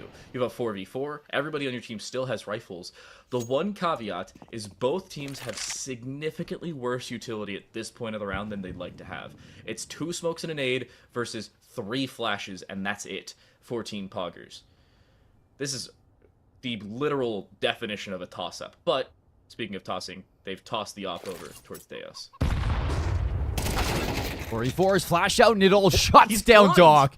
Blind as a bat, but it doesn't matter. Black Eagle, Deos now looking to do some damage mitigation, but it's all down to the op and smoked off and known. 2v2, bomb has arrived, and now the digits are being punched down. Rezo has to play contact here. The op just looking for a mistake, and this is better from Rezo. Doesn't want to give up his life. Just disengage. 1 lower, or 1 mini, 1 big pit. The rotation will be here. No utility available. Bomb planted default. And kits available for both members rotating in. The low HP on the op for CT side, and sitting inside of Big Pit for the T half. But Nidhall has to be cleared first, and the time now becoming a factor. Even with the kits, it's coming down to a few seconds. They have to clear the Big Pit, and it doesn't seem like that's what they're going to do. Nidhall needs to be at least looked at in this general direction. They'll swing him. They'll kill him. Oh my god, I think they have the time. It's going to come down to milliseconds. It's 1.216 seconds the difference, and it comes down to Deos jumping off to try and look for the frag. Team Poggerz just barely will be ousted, and it's a timeout once more. Reset round for Team Poggerz, I imagine. A little bit too long to get to that site, and like you said, just moments away from winning it out, from jumping off the top ropes to win out on those fights. Nevermind. Whoa. I mean, they are clutching their pearls after that one, CTL. 5 rounds gained. What could have been a 3-4 set on this timeout, now 5-2, so their chance to now push even further with this lead.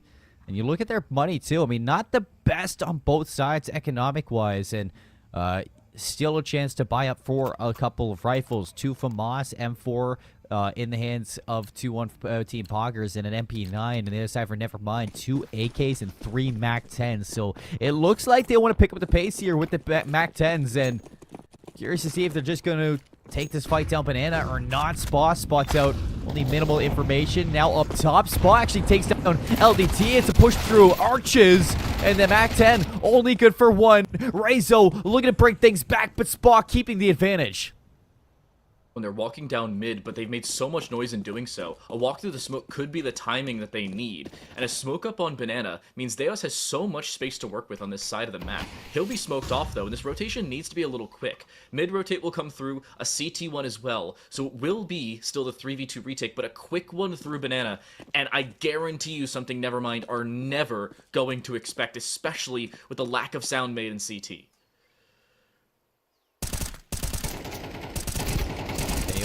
Couple shots here and there. Finally going to secure one in the low love 1v3, and he is surrounded. Nidal nowhere to go.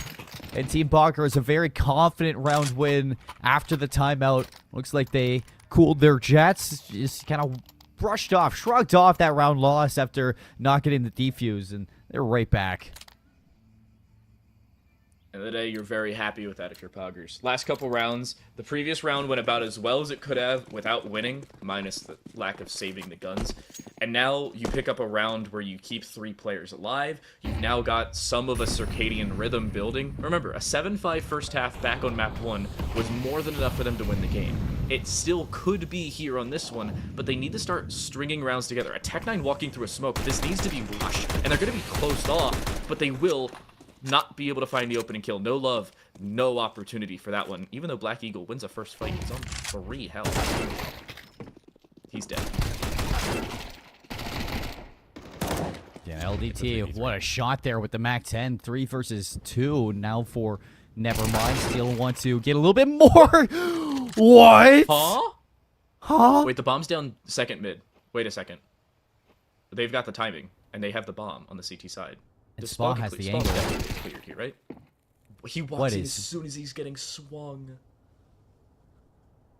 I don't understand. I don't understand. So, do they go B here? They've got 50 seconds. It's reasonably the correct decision, right?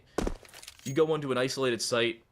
Oh, Deos is doing the same thing. Deos and I think the exact same way. Unfortunately, he's wrong. Ugh, that's painful. You'd have a reasonable 1v2 if they went for the bomb plan on A, and you were there, but 30 seconds left. They're not going to make the rotate. Valiant effort, but I wouldn't hate a save here in the 1v2. You've got no kit, you've got no utility. As soon as bomb goes down here, I wouldn't be surprised if Deos realized, wait, I'm on the wrong side. No, he's still going to go for this.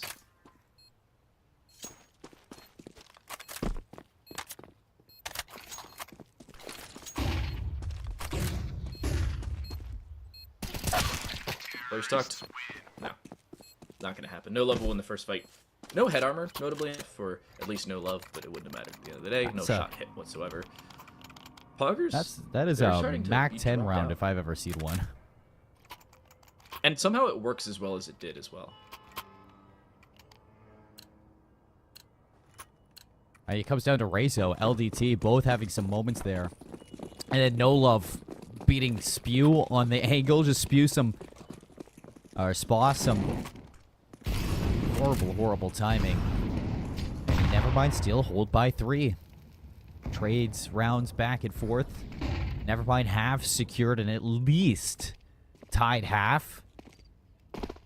But now a chance for an advantage. And this is a chance I'm sure that Nevermind expected going to this map. Pulling out Inferno, they definitely look a lot better here. Down to very narrow margins on both sides. Poggerz, we've seen them pick up Deagles and 5-7s before and thought, yeah, they've lost a couple of kills. This is probably a done round. And then, you know, a casual 3-piece into a 2K flank changed that conversation. So, Nevermind have to be very cognizant. And this is a very dirty buy for Nevermind. Again, limited head armor and or limited utility on multiple players makes things difficult if they want to get in. That's the difference maker most of the time. It is the utility usage and economic rounds. Here, not the case.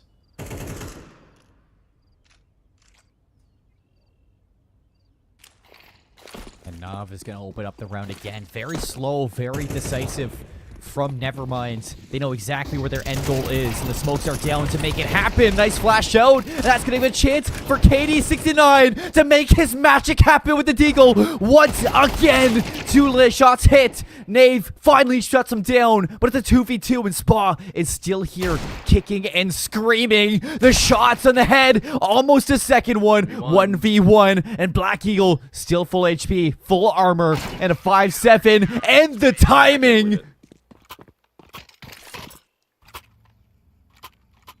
A single flash based on timing swings into 3 kills for a Deagle.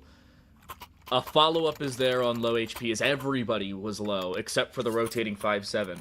And magically, you expect the rotation to be so much later than it actually is.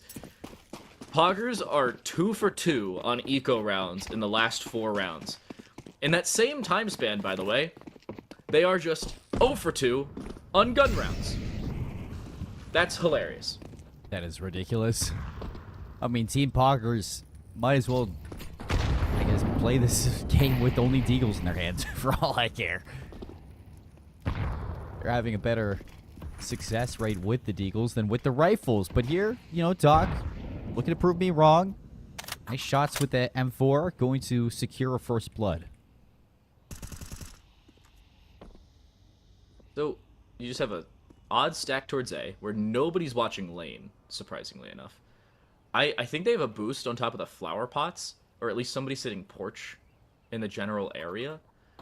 This starts to become a problem when a smoke goes through and you don't have that same vision you're looking for. Doc finds an opening kill. A scout looking in his general direction, but he's moved over to porch. And this reposition could be the kill he's looking for. Yeah, goodbye, Nidal. Look at the wrong direction. He's dead. Rotation through mid. Yeah, flawless round for Team Poggerz. Could not be a better scenario for them going into the final round of this first half. They needed a flawless to give themselves the best possible opportunity, whereas Nevermind, it's not great.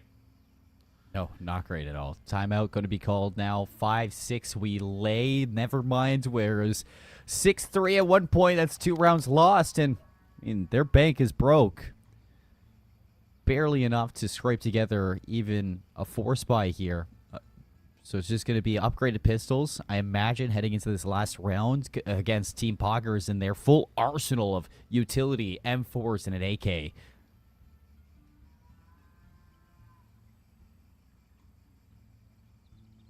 So, moving into the final round, you're looking M4s and an AK, full utility, full armor, and kits available for everybody on Team Poggerz.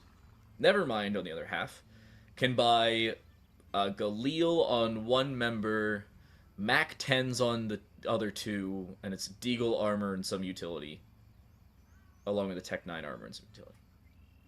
Needless to say, could be significantly better. Could be, and going yeah. to the final round of a half, you're looking at, again, what could be a 7-5 half for you versus what will most likely be 6-6, barring some heroics that Poggerz have only seen thus far in this game.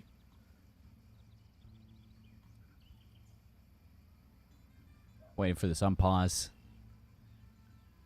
to come through, and oh yeah, I mean, if you walk away from this one 7-5, you're Nevermind. I mean, you're throwing up some prayers right now to win out this map, but Team Poggerz on the right path to equalize at the end. And I mean, it goes back to, you know, what I was saying, that I'm looking at the scoreboard here. Individual performances really separating the two teams. You look at Nave and Nidal really finding some round-winning kills or frags. Same thing with Rezo. Not the best game so far on Inferno, but I mean, you think back a couple rounds ago with that Mac 10 really making some differences. But it's LDT this time for Nevermind, who has slowed down. Only, you know, a handful of times I've really seen LDT pretty present in these rounds. It's been a lot of, you know, first deaths for Nevermind, so hopefully on the CT side that'll turn around. But the same could be said for Team Poggerz. I mean, you saw even one of their members was all the way down to 4 frags heading into the end of this first half. So individual performances separating these two. Black Eagle, you cannot doubt this one. So that's a first frag there for Poggerz to open up the round. And it's a dangerous one. I believe that was the scout that was gone. They ended up reinvesting into one. Reswing there, bottom of mid. Somehow Deos finds 2. They use a nade to disperse the volumetric smoke, and a casual spray down of both players, even without even seeing the second one in the process. Sure, go for it, I guess. I wish I could do that. 2 versus 5. This is more than likely looking as a tied up half. Yeah, it's going to take a miracle. I'd say it's going to take more of a blunder than a miracle. Team Poggerz in such a good position here, and they know it. So together they clear their angles, they push on forward, they finish the half 6-6, and what a comeback indeed from 4-1 down. Again, they just battle it, they grind through these rounds, and towards the end they end on such a high note. They managed to put 3 rounds together to finish with 6. All being, too, after winning the pistol round. I mean, you have to give some credit over towards Nevermind for that second round shutdown that they did get, bringing out their 4-spy. But Team Poggerz, you know, they can feel pretty good going to the second half. Granted, Nevermind now moving over to the CT side should be a lot more comfortable than the T side. So now looking to see if they can put away their map pick. Okay. Well, that's a good start. Follow-up is there. This is exactly what they need. Make it 3 for Nidal without even being traded. And Nave's there as well. Re-swing with a flash. Pistol round for Nevermind. Who cares about RMR stats? The CT side's gone 2 for 2. And no bomb plant for Poggerz means I'd be extremely surprised if they invest here. But we saw them do it on Anubis. Don't count them out just yet. I mean, granted, the first pistol round, a little bit flashier than the second pistol round. It was a 1v3 clutch for Deos, but Nidal standing up to the oppression And standing tall in that round. Now Vanish back to Nevermind, looking for the conversion. They don't allow a plant. They don't even allow a kill for Poggerz, realistically. So it is going to be a lackluster buy. Flashed out. Black Eagle, bad timing. Caught out in the open. The MP9s of Nidal and Knave. Let's be real here. I don't like the buy. If you have $2,000 per player, your loss bonus after second round, because pistol round gives you a $1,900 base, is $2,400. Minimum per player, you're looking at $4,300 into round 3. That's enough to buy an AK, armor, and a couple pieces of utility, even head armor. Now, going into round 3, they're going to have a max of $2,400, $2,500 a player. And maybe you invest into like a P250 dualies if you're really feeling frisky. Now, instead of having a very reasonable opportunity to shut down a third round, you'll be lucky if you buy enough into that third round. This is all assuming there's not miracles with Deagles again, which we've seen on 2 separate occasions. So, you know, don't take this to heart just yet, but in about 30 seconds, this is when we can have that conversation. Or maybe 7. A little bit of an up-down for Nevermind. Rude awakening from this corner. And they farm. Lots of cash in the pockets of Nevermind after the second rounds. And going into that with only MP9s, they knew exactly what they were getting into. Hold up. Is that 8 kills in 2 rounds for Nidal? He finds Possibly. a 4-piece in that round. I'm pretty sure he found a 4K in round 1. He found 3 to open. Yeah, he found 8 kills in 2 rounds. Ridiculous stats. I mean, Nidal really farming stats in these early rounds. Again, I mean, you think back to Anubis when they did the same thing back in the first 4 rounds, but it's just continuing with this consistency is what I need to see for Nidal. You're kind of expected to make plays like that, and the possibility is a lot higher in the first couple of rounds. So I'd like to, you know, continue to see this translate into future, and it still can. Looking at Poggerz, still looking to hold their money. I mean, if you take out 2 players here, you've picked up 2 MP9s and have a 3, maybe 4v3 on the other side, but you're starting to rotate towards arches. This starts to become a dangerous prospect on both sides. Long-range fights will favor the Deagles, but more drawn-out fights will favor the MP9s, and it seems like they're well aware of that. Smoke towards pit, and the jump-in is here. MP9 from distance will win the first fight and drop towards Mini. This is a perfect position for Nevermind to be in, and they are well aware of it. The MP9s, it is $3,000 in just kill money in back-to-back rounds for the team. They are rolling in cash as Team Poggerz finally purchase primary weaponry in the second half. And look at the way they absorb this aggression, too, coming out from Poggerz. I mean, they expect to deathball their way onto the side, work together as 5 to maybe isolate a couple of kills, but a smoke is dropped, and you can see the CTs just working around that smoke, dancing around it, keeping these fights a little bit in a more equal position, not allowing yourself to get overwhelmed. So, Nevermind playing extremely well here on Inferno, and like you said, rolling in the dough. Not a chance to be broken anytime soon. Nidal making a play, and with the smoke blocking off Spa, it's as free as it gets. That's an AK picked up. He may be able to get away as well. Smoke is dissipating, but he's got some cover fire. It's get down, Mr. President, with the AK. He'll disengage. He'll probably drop it over to a teammate, if I'm going to be honest with you. There's no reason for him to keep it on lower HP, but the rotation's coming in through A. They need to get here quickly. As of right now, it'd be a 3 or 4v2 with the bomb going this general direction. Now it becomes a 3v3 or a 4v3 on the site with help in CT. This is a very good round once more for Nevermind. They are in prime position to go into double digits early. The shoulder confirms it. Nidal is here.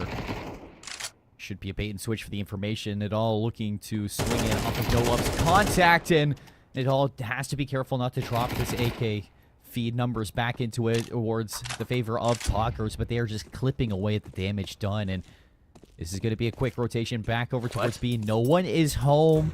Smoke for the bait. It's confirmed to be A. Aggressing is Rezo. Second up is No Love. Actually going to be able to remove KD69, but 3v3 has been cemented. And LDT still here to shut this one down. Bomb planter is killed.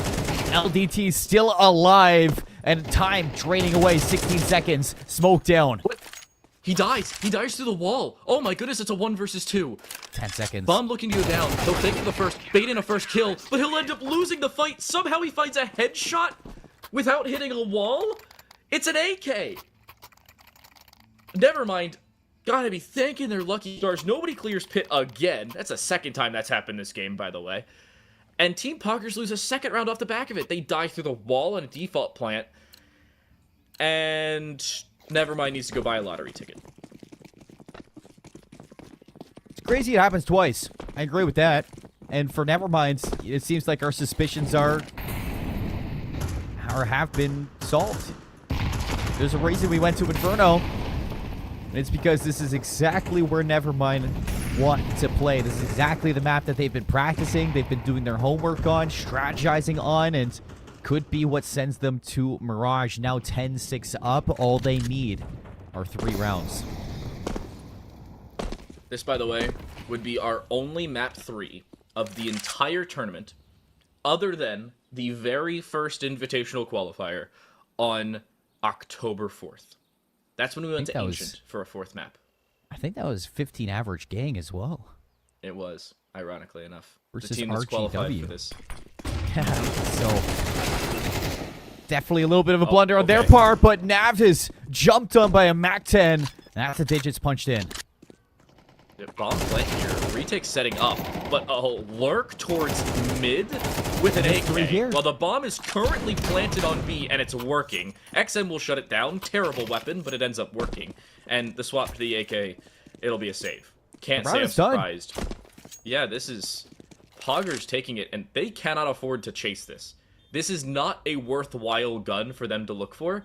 If you use anything here without taking away the AK, or even while taking away the AK, you lose more than you're forcing Nevermind to do so. Like I said, a poor performance in the first half.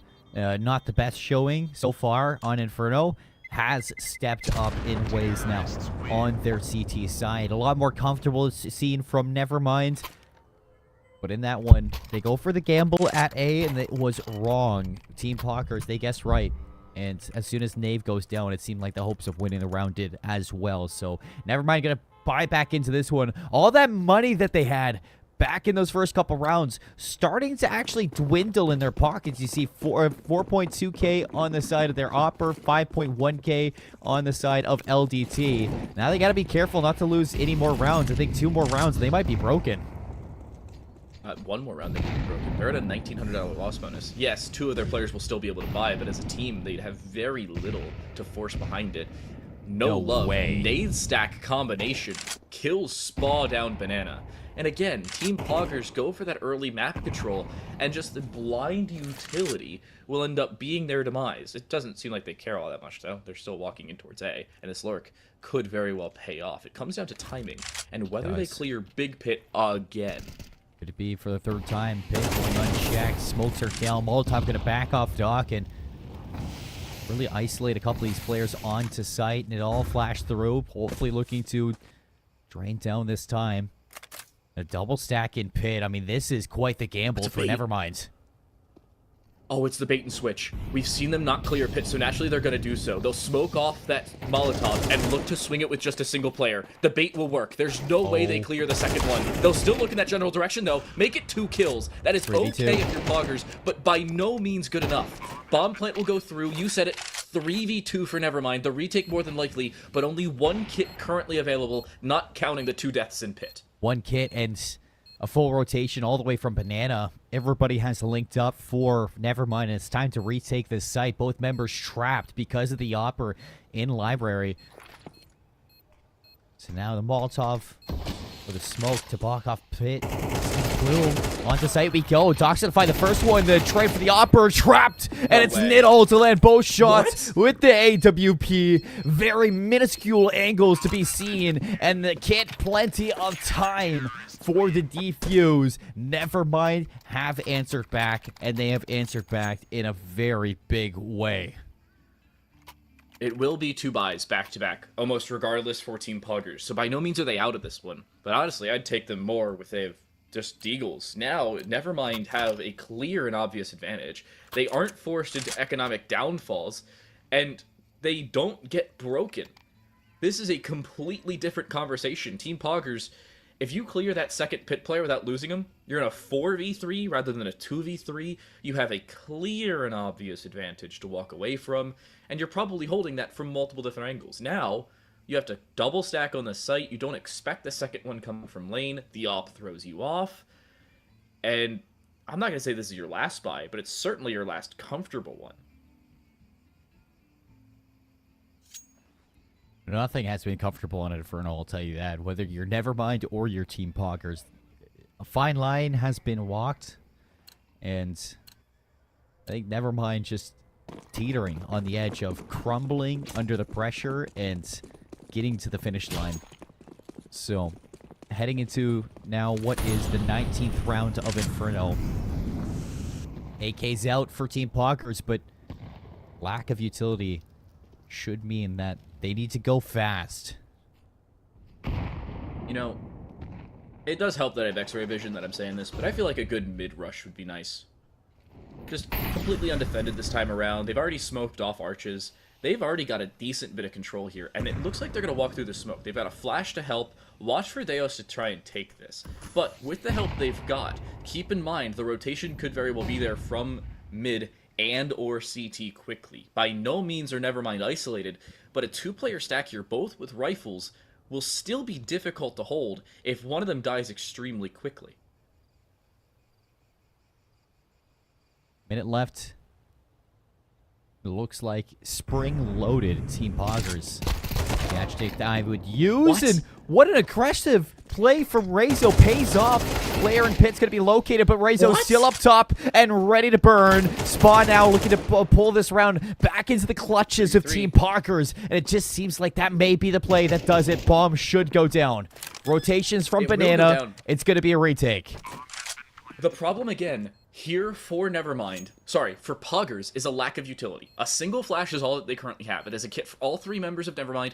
They've got a molly, a nade, and flashes of their own. This is a very reasonable retake for them. Three separate positions, all generally grouped together and playing off angles off of one another. Molotov will land inside a pit and force out Spawn. He'll be forced out of position. He'll look for the first kill, but he'll lose it. A 2v3, a stack towards Ninja. There's a swing from Deos. He needs to win the point, but Doc does two. Make it three of his own. Doc the hero and Doc the villain for Nevermind will keep Poggerz in it. The Doctor is in, and it has revitalized Team Poggerz to full health. 8-11, it might be a disadvantage, but a chance, a lifeline has been thrown out, and Doc, the one holding that line. 18-13, what an incredible play. A 3v3 all the way down to a 1v1, and that might be game-breaking for Inferno. Still Nevermind yet to reach map points, so Mirage is not so much in the question just yet. We know what Team Poggerz are capable of. We know that if you give them an inch, they'll take a mile. And now that that inch has been taken, up next, you're looking at Nevermind to scrounge together whatever they can into this round. Make sure that they're not dumping all their money in towards it and trying to finish this one and finish it fast. So the pause coming through. Technical pause as far as we're concerned, maybe solving ping issues in the back end. We have seen a ping disparity. Notably, Poggerz have been sitting around 15, 17, 18 ping. It's like me playing to East servers in the US, and Nevermind's playing almost cross-continent at about 50 or 60 as a squad. So, notable, but not the end of the world. You also have to say, Nevermind now at this point are investing. They are on minimum loss bonus, make it second to minimum loss bonus, still have about $1,900 each. But they want to take the shot while they can. Limited utility for Poggerz, can't say the same for Nevermind. And on this side, it is a basically win the round or save back-to-backs because you do not have a great shot here. Nade stack B, they're sending it that direction as well. This is the most stacky stack I've seen of stacks. The stackiest stack of all stacks. It's pretty stacked. XM for Nevermind again. LDT definitely in a great spot to put it to use. We've seen these MP9s prevail in the past. Wait, they're down Banana. Again, that is another ramp. exposed weakness for Poggerz that has paid off for Nevermind. This banana control going their way has led to kills and AKs. Will it do so again? The bomb is isolated. This could come Bomb's down to gotta be time. The careful. bomb has just been thrown. Look, Oh, the no. bomb is just thrown to the top Deus. of Mexico.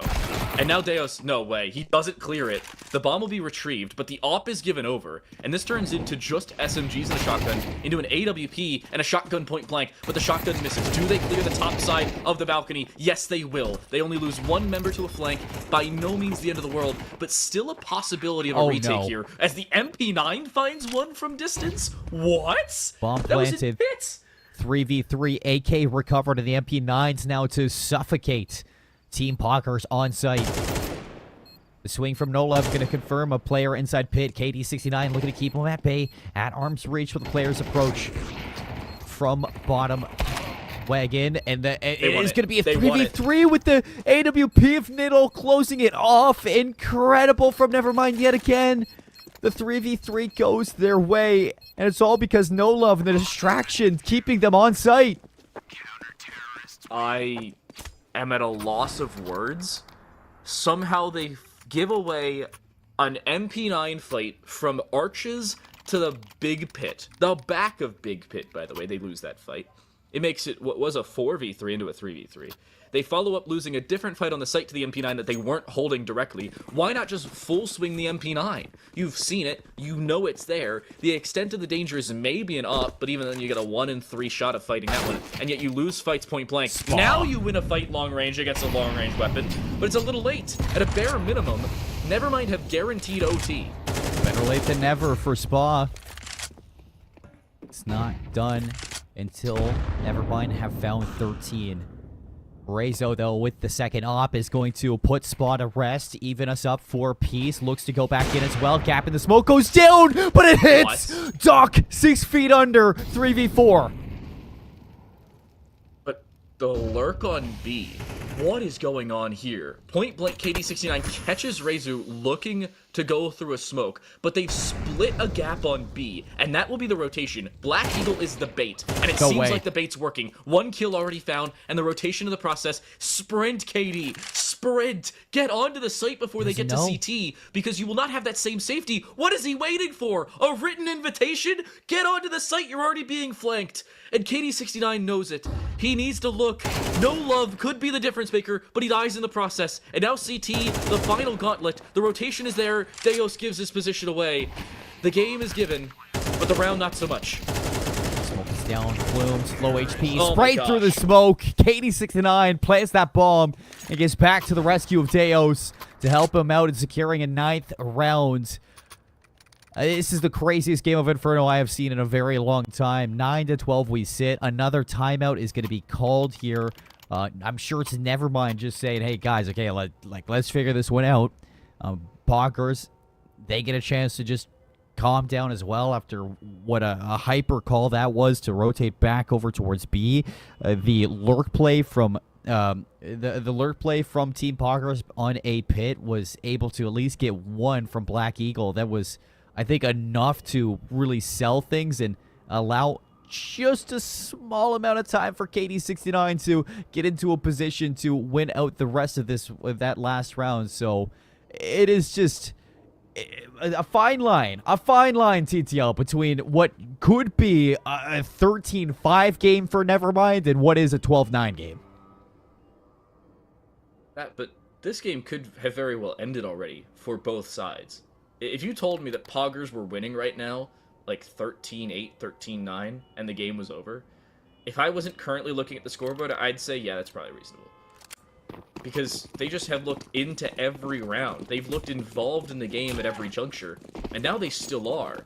Mag 7, 2 Deagles, a 5-7, and a Scout bot. And KD69 is already sitting on 49 HP off of a perfect nade. Somebody hire him to an NFL team, because that guy needs to start quarterbacking some... probably the Bears. Justin Fields sucks. Only a reference. Few would know. Dead to rights is Rezo. Shot in the back. Black Eagle going to find a second down. Look at the health on Poggerz. It's low, but the numbers have never been even lower. Deagle time for Nave, but it's only good for 1. No Love now on site, ready to go. Swag 7, Deos. Do you expect it? You don't, but it doesn't matter. The Mag 7 only kind of good. It's the scout that really needs to go big now. Nidal brings it to a 1v2. Almost able to get that third shot off. Doc denies it yet again. They concern me. They do. They just concern me. At this point, this is so dangerous for Team Poggerz. You're going onto a map of Mirage, which you individually have not played in Arena Esports. Outside of that, there's no statistics on you for it. But in a lot of these fights, you're giving away so many opportunities. Not immediately clearing new box, it's the most common hiding spot on B. I don't know how they don't. Now it's down to just pistols, USPs, and they'll be ripped apart by the Mac-10. Deos is just going to walk in. He doesn't miss against armored opponents with full rifles. He's not going to miss against unarmored ones with a Mac-10. There's a second kill, and yeah, that's basically the round. Deos is just a money farm at this point. Yeah, Deos has found rhythm in the back half of Inferno, and that might be enough to bring this game back for Team Poggerz all the way to overtime. This is going to be 12-11. Team Poggerz will have a chance to push this the distance on Inferno. However, Nevermind, off of what was a save round, an eco round, they will be able to buy up, especially considering Nevermind is looking to save an HE and an AK as well into the next round. So this will be a rifle round for Nevermind for a chance to send us to Mirage. Team Poggerz, though, they have climbed back. They have found their way at the top of this mountain, and they're looking to push Nevermind off the edge. Only they could have done so like 20 minutes ago. I got a class to get. No. Team Poggerz now bringing it back. OT more than reasonable.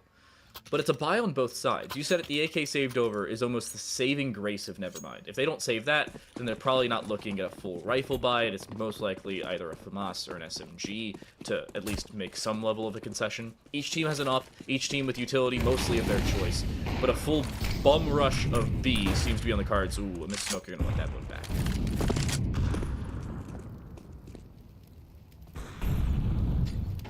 Everybody set up over towards Arches. Rezo, Molotov. Sorry, smoke and Bloom and LDT through the smoke. What? Gets one. Traded immediately by Deos. 12 HP. Only member here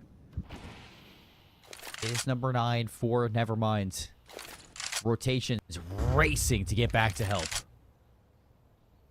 Even if they do, library's very isolated here. Yeah, it can help a little bit, but not by a lot. You can't watch balcony. You can only negligibly watch this close side of arches, and this is a problem. Rezo's I gone think down. there was just a disconnect. Rezo just got DC'd. Hold the phone, or at least Rezo just got credited for a DC. It's a 3 versus 3. Still a very reasonable round on both sides, but the bomb needs to go down, and Wrap Lane rounds. is being encroached upon. It's not being watched. Lane just now will be looked at. Black Eagle needs to find the kill, but he won't be able to. Finally, he'll find the 2v2. shot he's looking for. Back on lane. AWP for Black Eagle. Looking to put this one to overtime. Doc leaves it into a 1v2. Dates is Black Eagle, but still alive. And Doc to try to put it away. It's Black Eagle and AWP. 12-12. OT. Who DC'd? It's my question. I saw some chat message about it, and there was a player missing. I don't know. I think Rezo DC'd from the site itself. And that's the reason that we could be going to OT right now. Game still very much in control for either squad. OT with full rifles, however, becomes a different conversation. I'll bring this up again. The opening part of the second half for Nevermind was great. It was stellar. It was nearly perfect. The problem was after that, they picked up 2 total rounds. That was after Poggerz picked up full rifles. And now Poggerz have full rifles for basically the entirety of OT and make it a absolutely sent down AWP. Follow up for KD. 1 kill already. Looking for a second. Runs out of ammo, but he's got some help. The A site has fallen. So too is the first round of OT. It's already a save. Surging with confidence. Team Poggerz just seem like they can do no wrong now. They've made the climb back to overtime, TTL, and they're here to stay. Now looking to have their lead for what seems like the first time in a while on Inferno. The first time at all after being down 4-1. They brought it back to a 6-6 What? half, but It was Nevermind to just continue to lay down the law on their CT side until the end. Team Poggerz, they are back with a vengeance. So, at the end of the day, it is indeed a nearly perfect round for Poggerz. Yeah, you lose a couple players, but an OT doesn't really matter. If you lose this round, everybody's going to be able to buy, everybody will be able to drop over weapons. Now Nevermind are up against the ropes. They are double-upping round 2 of overtime. A daring decision to understate the obvious. And they're sending at least one of them over here towards B without that much control to work with. The AWP has already missed its opportunity. Banana has been given up for, I'm not going to say free, but negligible utility. And you've got a clear and obvious advantage. If you're Poggerz here, you're happy with how the start of this round has gone. Flashes out. Nothing's going to be seen at A, and only 2 members to really defend this B site. All 4 Poggerz ready to rush into the action. AWP won't be here. Flash out for KD through the smoke.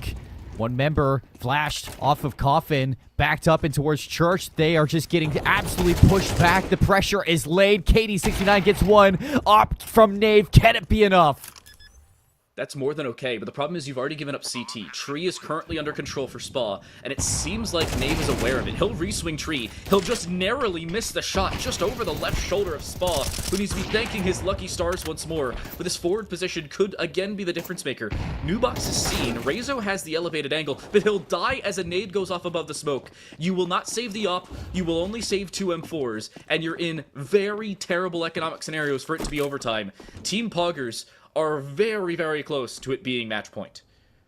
I mean, this is just tough to see for Nevermind, who fought so valiantly on Inferno. They just cannot stop this T side of Team Poggerz ever since they have lit the flame underneath them. Spa's been incredible. Deos has been incredible. Everybody on Poggerz having that chance at glory. And what will finally put it to an end? AWP won't get saved in that last round for Nevermind, so it has to be down to the rifles, you imagine. So M4's utility, a couple of kits, and 2 MP9s to work with. So this is bad. No, it is 3 M or 4 M4s. This isn't terrible. They still have full utility. They've got 2 kits. This could be significantly worse. But again, they have limited positional advantage, so they have to just disengage with that lesser weaponry. Already the opening kill. What? How does Rezo win that? In a miracle of events, they don't lose the opening duel, and they get away with their lives as well. But A still very much seems like the finishing position here. Flash through as well. They've got all of brackets. They're trying to walk out balcony, and it seems to be the case. They do not want to wait any longer to take this A site. A single nade, that'll do it. Goodbye and it all. Rezo needs to be the saving grace for Nevermind. And he won't Up in be. pit, and they're removed. No love. Last chance. 2v3 for the retake, and he's just rushing his way through the smoke, looking to reposition as quick as possible to maybe catch an exit, but has to play it all down to time. And no That's love. Sound is heard, rotates all the way into apps, now over towards balcony. Nave found themselves an M4, but they have to hit this together at the same time. 2v2, no love finds an angle to KD69. Black Eagle tucked away into the pit. Easy cleanup onto Nave, now all down to no love, and they know exactly where this player is. 15 for Poggerz, an incredible comeback for them. They are on top of the world. Not only that, but they're on top of this semi-final. This is a single round separating them from going to a LAN, and a single round separating Nevermind from losing what would be, I don't know, their 6th straight map, their 6th arguable life. This is not great. They've lost 2-0 in 2 monthly finals. They needed a courtesy caveat to get here, and now at the final juncture, doesn't even seem like here they're going to stay for very long. Now Nevermind, they need to take a page out of the book of Poggerz. 4 chance at LAN. A team who was counted out, denied a chance in playoffs, lost 0-2 time and time again. Gifted an opportunity to try again, an opportunity for revenge. They played their hearts out on Inferno. They scraped their way to the finish line. And at that, side by side with Team Poggerz, it seems like they're starting to trail. 40 seconds into this, almost 50 seconds into this, what could be final round, and it's a very barren utility on both sides. We see 3 total smokes in the lobby, alongside 5 or 6 flashes, but an opening kill, that could be the difference maker. Doc, do they get cleared here on Torch? They re-swing, they'll swing for 2! Oh my goodness! Talk about a difference maker. Team Poggerz, that'll do it, just about. Barring divine intervention, no love needs to walk in. Low HP for Spa, he could not care less, and that will indeed do it. Team Poggerz go on a streak. They were facing map point down 12-8. They go 8 consecutive rounds to send it into OT and to subsequently close it thereafter. They will send themselves to the grand finals. Silencing the doubt, silencing their opponents, and raising to glory here inside of the playoffs. To land we go for Team Poggerz, a 2-0 victory on the day here in Arena Esports, presented by Tislat by EN. It is an incredible showcasing from this team. Each player deserves it. Each player stepped up at times in each one. You know, they had their issues. They had the good moments. They had their bad moments. But in the end, for Team Poggerz, a 2-0 win is going to feel really good. They play Nevermind in the playoffs after beating them in monthly finals number 3. It's the same outcome. A little bit tougher on Inferno, but that is to be expected when we're running into uncharted territory. It is an unknown for Team Poggerz, as well as Nevermind so far in this tournament, and an entertainment or an entertaining end to what has been a great day of Counter-Strike. Honestly, that is, barring, we'll say, most of the first map, the greatest way a single second map could go into 2-0. Very close second map, extremely narrow margins for error on both sides. Team Poggerz won 2 separate nearly full decos where they had deagles and a 5-7 on multiple occasions. And yet here we are in a 2-0 where they came back from not only those 2 separate eco rounds, in the first half, by the way, on the CT side. CT ecos are significantly more difficult than T-sided ones. And now, they take 8 consecutive rounds. They move forward into a clean, arguably, 2-0. And they're going to the grand finals. They now have to wait their opponent tomorrow, and they are more than happy with how this has gone thus far. Yeah, more than happy that they're going to be going to LAN. It's kind of the storyline that we've woven into this broadcast since the start of this Arena Esports tournament. You and I, Time to Light, but going to this LAN for some of these players might be their first time going to LAN. It might be their chance at, really proving themselves in person, and how good they are at this title of Counter-Strike 2. So looking back at Inferno, I mean, let's talk a little bit about both of these teams. I want to start with Nevermind because, they come into today definitely the underdogs. I'm sure a lot of people would have counted this team out, but heading to Inferno, you and I were like, okay, why are we going to Inferno? Do they have a plan? Do they have a strategy? Yes, they had both. And bringing those strategies in towards this game, they looked really polished up until the last little bit of their CT side. And that polishing was just required through and through the second half. Again, I want to look at these highlights for the start of the second half. They lose the pistol round, they rebuy again, and then they finally can invest third round. But it basically just crushed them in back-to-back games. The exact same thing happened on Anubis. And yet, for some reason, they put themselves in the exact same position. They say you live and you learn. They didn't. Twice. I don't know. That's something they need to worry about if they go into grand finals, or when they go into grand finals. Just better economic management. This probably could have ended maybe 13-8, 13-9 if they didn't throw away a couple rounds to start and give Nevermind such a clear and obvious advantage because of it. But they end up recuperating their losses. They went down 12-8. They pick up the 4 rounds to close out regulation and send it to OT. They pick up all 4 rounds of overtime. And this is indeed a 2-0 for them. You gotta say it, you are extremely happy if you're Team Poggerz, but there's still a lot to learn for the first time that Inferno has been played in the Arena Esports series. Yeah, I don't know if I walk away from the series confident if I'm Team Poggerz. I mean, you beat Team Nevermind very convincingly back in the monthly qualifiers, and now moving into the playoffs, a time where you should be beating this team again comfortably twice over. You don't. It's very contested here on Inferno. A lot of mistakes, too, from Team Poggerz that gave Nevermind this lead. It wasn't like it was Nevermind playing out of their minds. I'd say Team Poggerz had their blunders, and it led to what was, map point for Team Nevermind. And when you're looking back at this game, when you're heading into the grand finals for this Arena Esports tournament, there was a lot to be improved on for Team Poggerz in their own respective right, whether it's Inferno, whether it's back on Anubis. This wasn't a day of Counter-Strike that you're going to walk away from and think that you are ready for this grand final, because coming up next, day 2 of these playoffs, it's R8 Esports versus RGW Esports, two of the teams that soared through our monthly finals early on. They played up against each other. It was close, and then in the second monthly finals, RGW smoked their way in towards a playoff spot very early on in this tournament. They've been there, done that. They've been waiting, they've been watching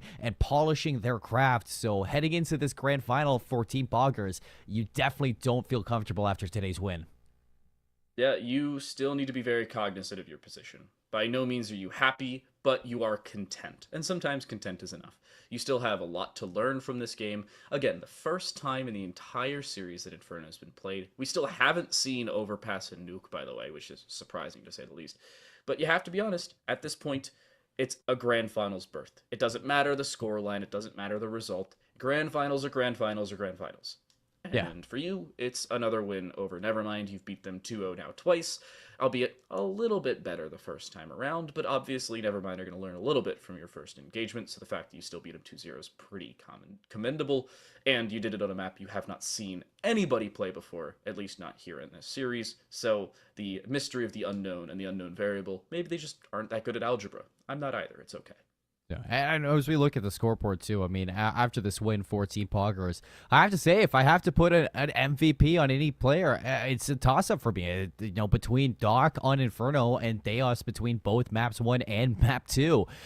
Doc having so many moments on Inferno that keeps this game alive, that keeps them in contention just long enough for the rest to catch up and scrape their way into that overtime. As soon as they got there, I mean, you saw how consistent Deos was. You put him in an overtime situation, he's going to win it. Back on Anubis, Deos could do nothing wrong. Spawns, not the greatest of map 1s, but 21-19 in map 2. An incredible turnaround from that. Black Eagle, who at times seems like the gatekeeper of Anubis on Inferno, not the best showing, but even still individually, 19-20, not bad. It's KD69Z in Inferno that really slowed down alongside LDT on Nevermind, but even towards the end there, KD69Z had round-winning plays. Everybody on that team had their own moment for the side of Team Poggerz. Wow. And in the end, I think it's Doc and Deos both split between the two that you have to look at who won this series for them. It was more individual plays from Deos. It was more pop-off potential towards the end of rounds for Doc. Deos opened, Doc was the closer. Doesn't matter who did what at what time. It matters that they did what they needed to do. Nidal, by the way, drops a 45-kill bomb in this one. Nave drops 40 as well in a 2-0 loss where the first game didn't even get to 20 rounds and the second one lasted all of 28. This is a statement made by Nevermind. They deserved to be here. Yeah. Maybe. And they still could not close it at, again, what may be their final hurdle. But I don't know. They may just get a grand finals berth. And what I will say for Nevermind, at the same time, you come into this game, no expectations. You didn't win the monthly final. You lost to 15 average gang. You lost to Team Poggerz as well. You come into today, and you definitely are not walking away with this with your heads held low. A lot of these members on Team Nevermind really showed up, played their hearts out, and grinded their way to the end of that Inferno. Even on Anubis at times, they looked like they could have been the winning team. It's just in the long run, the marathon that is Counter-Strike 2, they slipped up at times, they made those mistakes, and Team Poggerz at the end of the day, just the better team. You weren't supposed to win this if your team Nevermind, and an 0-2 loss, you definitely can go back, fix things, come into the next season a lot better. This was a great showing from these 5 players inside of the Arena Esports tournament, and they definitely should be back again. Yeah, and you could be very happy with yourself there. Granted, it wasn't great. You were playing on very much borrowed time, but we at least have our first of two semifinals closed out. Again, R8 Esports, formerly Easy Money Snipers, the team that won our first monthly final all that time ago, will take on RGW Esports, the team they beat in said monthly final, and then who subsequently qualified just a month and a half later. These are the first two teams that qualified, but remember, this was a long time ago in a galaxy far, far away. This is a much different game of Counter-Strike than it was back in October and November. Yeah, a very different game. A lot to look forward to between these two teams. And I think for R8 Esports, I'm excited to see this squad join the server once again on stream. A very fun team, a very explosive team. And, two teams that, whoever might win this out, probably going to go into the grand finals with all confidence in their sales. This is going to be a grueler day 2 in the playoffs. And I think whoever comes out as champion at the end, it could be any of these three teams that we have. As your schedule looking at tomorrow, we'll be back at 7 p.m. Dubai time for all of you East Coast people in America. That's looking like 10 a.m. Eastern time and 4 p.m. Central Europe.